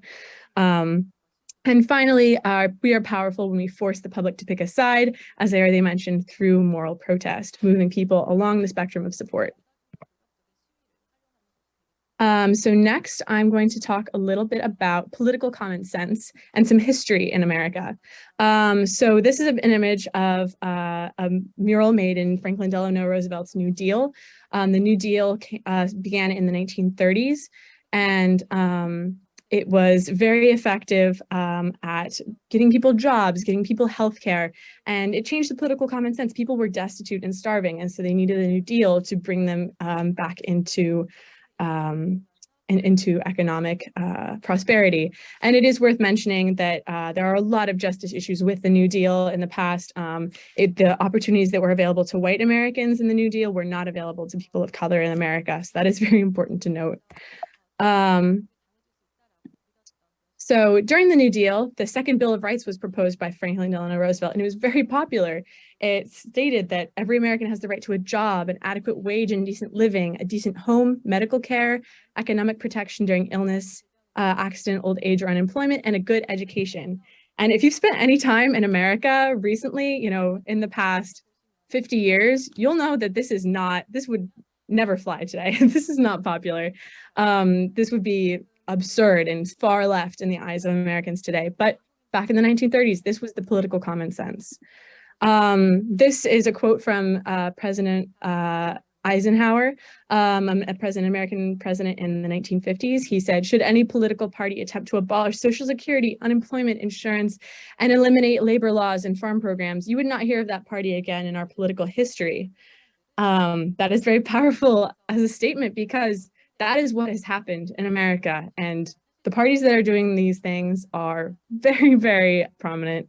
And so it's just very interesting how the political common sense has changed. And the way that this occurred is during the Reagan era, Reaganomics took hold of Americans. Inflation was rising and people were looking for a solution, and Reagan and the Republican Party came in and pitched some things and changed the political common sense in America. They pushed neoliberal trade deals. They added a negative connotation to the social safety net, so people stopped believing that the social safety net was good. They increased military spending. They increased environmental policy rollback. They introduced mass incarceration, the war on drugs, increased wealth inequality, caused a lot of harm to communities in America. So it's looking back at that history helps us understand how political common sense can be changed. And the place we're in now, at least the place we were in before the Trump administration, was solely centered in Reaganomics. We were still very much in that state of mind. Things have changed quite a bit in the past few years. In 2018, Alexandria Ocasio-Cortez and Ed Markey, two of our Congress members, introduced the Green New Deal, and it caught on among a lot of young people and old people alike. However, the right, the conservatives, were very afraid of this idea because they knew that it was something that could win. So as you can see in the picture in the middle, they spent lots and lots of media time and money on trying to discredit the Green New Deal. And it worked a lot. It worked very well for a long time. However, activists had to overcome this. People kept fighting to change the political common sense through moral protest, through the spectrum of support. And by the time we got to the 2020 election, things had changed quite a bit. Back in 2018, when the Green New Deal was proposed, it was basically political suicide for a moderate Democratic candidate to be pro-Green New Deal. But by the time we got to 2020, just 2 years later, for the presidential election, we had done enough political work for Joe Biden, a very moderate Democratic candidate, to have a proposed climate policy that basically instilled, tenets of the Green New Deal. And founders of climate movements such as Varshini Prakash, founder of Sunrise, were at the table in writing this climate policy. Joe Biden has not actually gone forward with a lot of this stuff, but it's very telling that that was the political common sense that could help him win an election. And so all of that in mind, when thinking about strategy for climate action, it's very important to keep in mind the social, political, and economic forces that affect your community and your nation.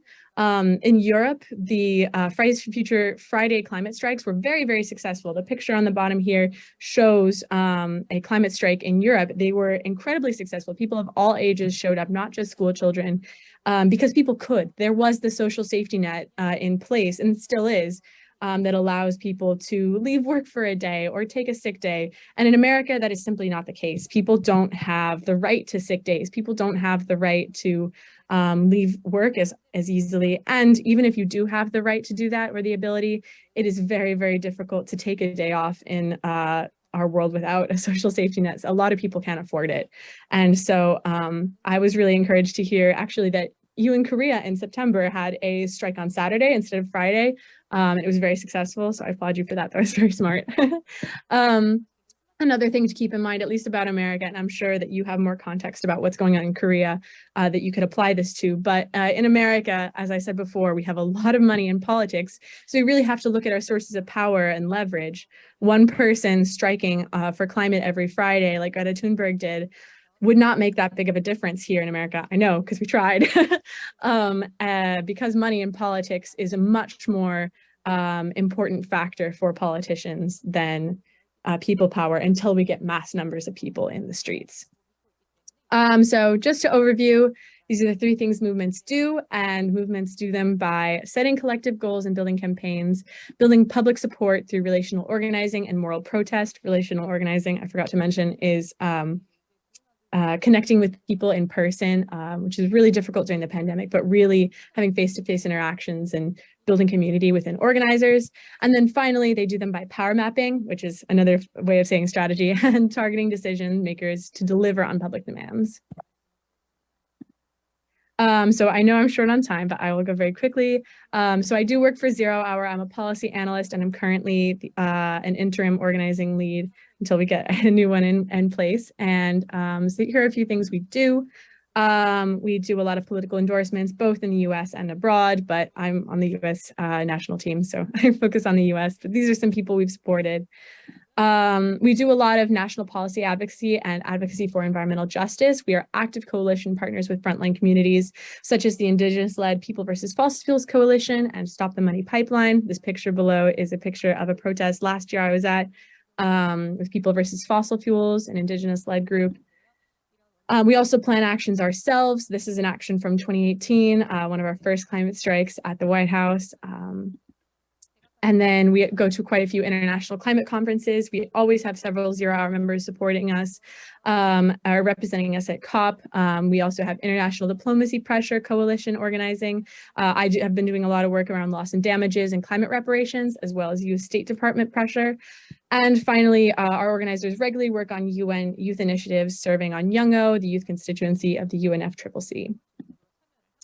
Next, you might be interested to hear about Zero Hour Southeast Asia.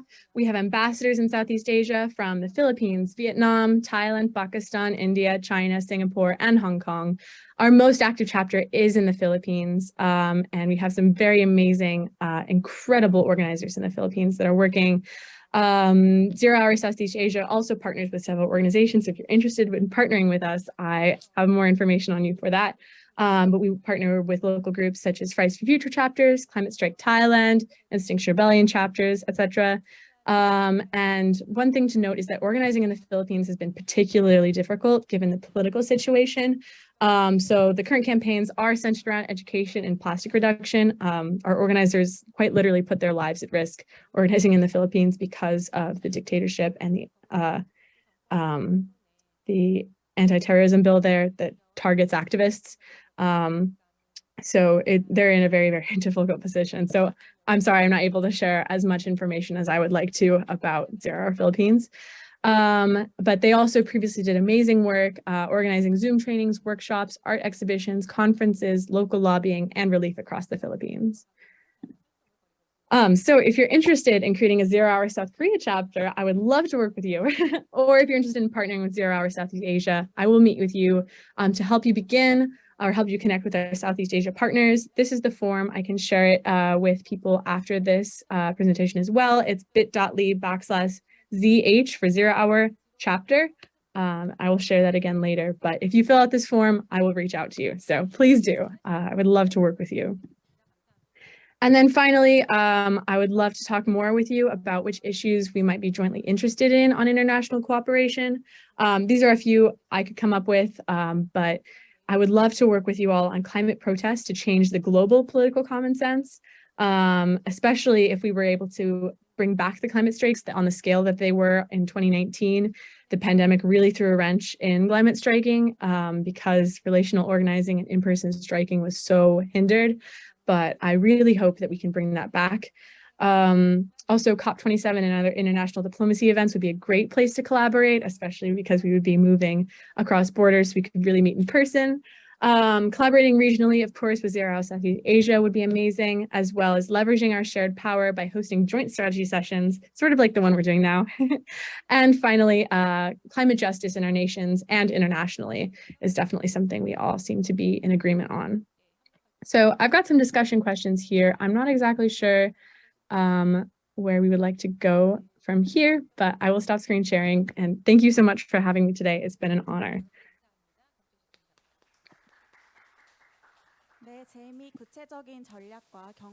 Thank you very much for sharing the detailed experience. I wish I had more time. And we can move on to Q&A and closing comments. And before that, we have some international students who are gathered here today.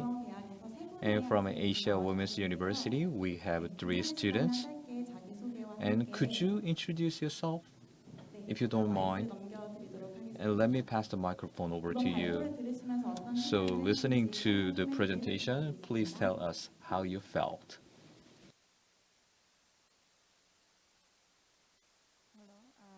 This is Shirina, and currently I'm working at Sejong University as a postdoctoral researcher. And my research focus is on inland waters and how pollution and other anthropogenic activities affect the inland waters. So I could really relate to the discussions we had today, because even though I'm not directly working with policy making, but whatever I find out from my research is always a recommendation for the policymakers to make some changes for the betterment of the river and environment. So it was very interesting to listen to all the discussions. I had a good time. Thank you.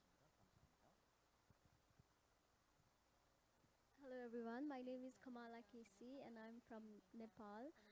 Currently I'm working at SNL Partners, and even though it's a law firm, we have also, I'm not sure if you are aware, but we have filed a lawsuit against Korean government for issues related to climate. So we are definitely, I am part of this climate issue, and I think very highly of like how it is very important for young generations like us to really start thinking about how we can make the change the things better.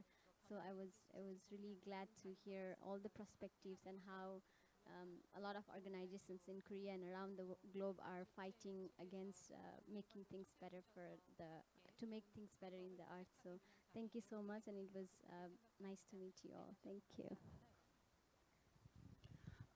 Hello everyone, and good morning. So my name is Zahra and I'm from Afghanistan. So it's very good to meet you all here.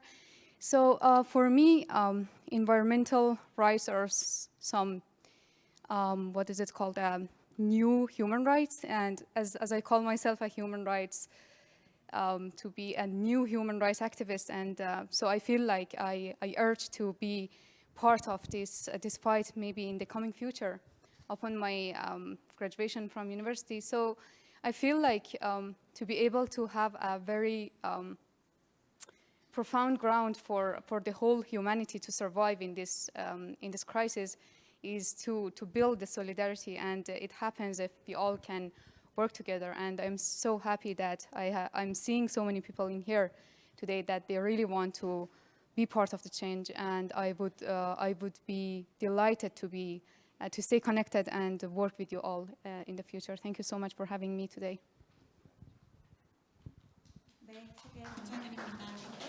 Thank you very much. And even though that was a sudden request, thank you very much for the kind introduction.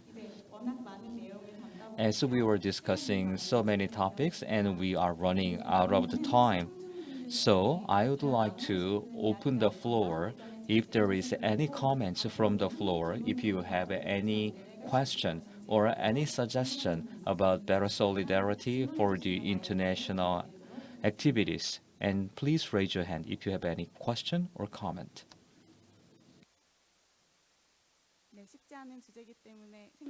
I know this is a difficult topic.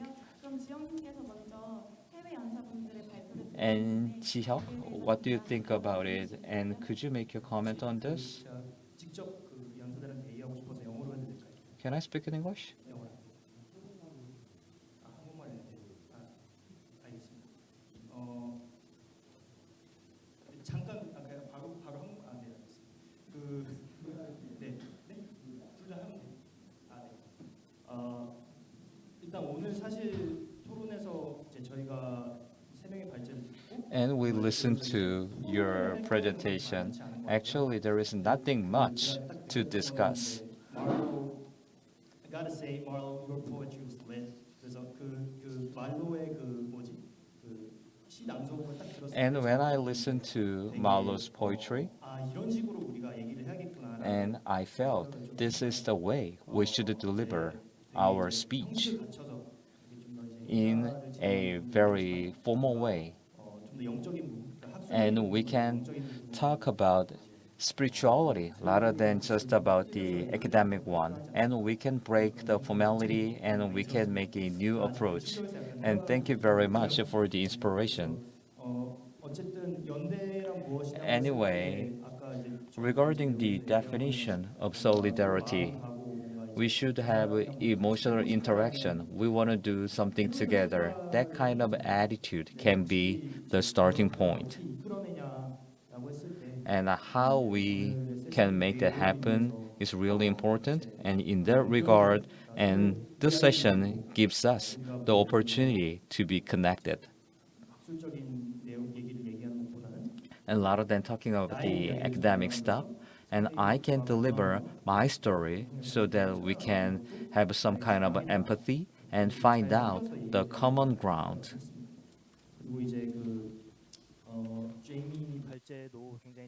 And also thank you, Jamie, for your great presentation and about the New Deal and the history and the political common sense.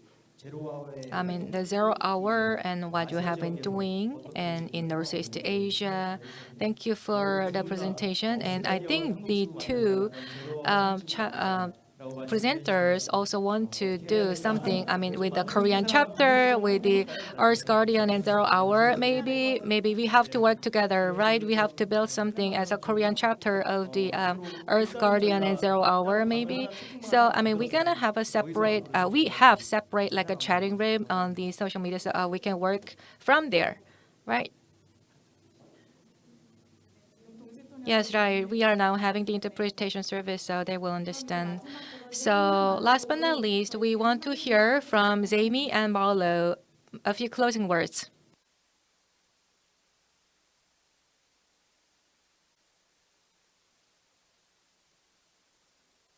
I think events like this. Marlo first. I think events like this shows the power that we have as a collective and global community, that we're not alone and that this work is happening all across the globe. And I hope to hear from you all so that we can collaborate more together. What you all are working on in Korea and what we are working on here in the United States may be different, but the tools and the resources and the strategies that we're using, we can learn from one another and be able to implement even more effective campaigns and programs in the future. So please feel free to reach out. If there's a way to share links in the future, I can share our social medias or our website. But other than that, continue on. Remember that action starts with us and that it's occurring, it's happening now. Thank you so much for having me. Thank you. And next, Jamie. Jamie, closing words, please. Yeah, I would also just like to say thank you for having me. It's been really an honor, and I've been so inspired by everything you've had to say so far. It's given me a lot of hope. So thank you so much for having me. And I really do sincerely hope we can work together in the future. I've been very impressed with your programs, and please reach out. I can share my email or outreach information with folks here so that we can get in further contact. But I feel like we're at a turning point right now in history. I feel like we've reached a level of environmental destruction internationally and climate action, and it's evening out a little bit so that we're getting to the point where we're reaching a breaking point here. So I'm really hoping that we can work together and break through as one. So thank you for having me. Thank you so much, Jamie. And thank you for being with us. And also, one last comment. So there can be big changes or the small changes, but in the process, we can be together. We can go hand in hand, and we can listen to each other carefully, and we can look into the eyes. Then we can go far away together. We talked about the international solidarity and climate justice. And this is the conclusion of the day 3 on all those 3 days. And many people made a lot of efforts. Thank you very much for making this event possible. I would like to thank you for your participation. And now we can have a better international solidarity. This concludes all the session. Thank you very much. Thank you.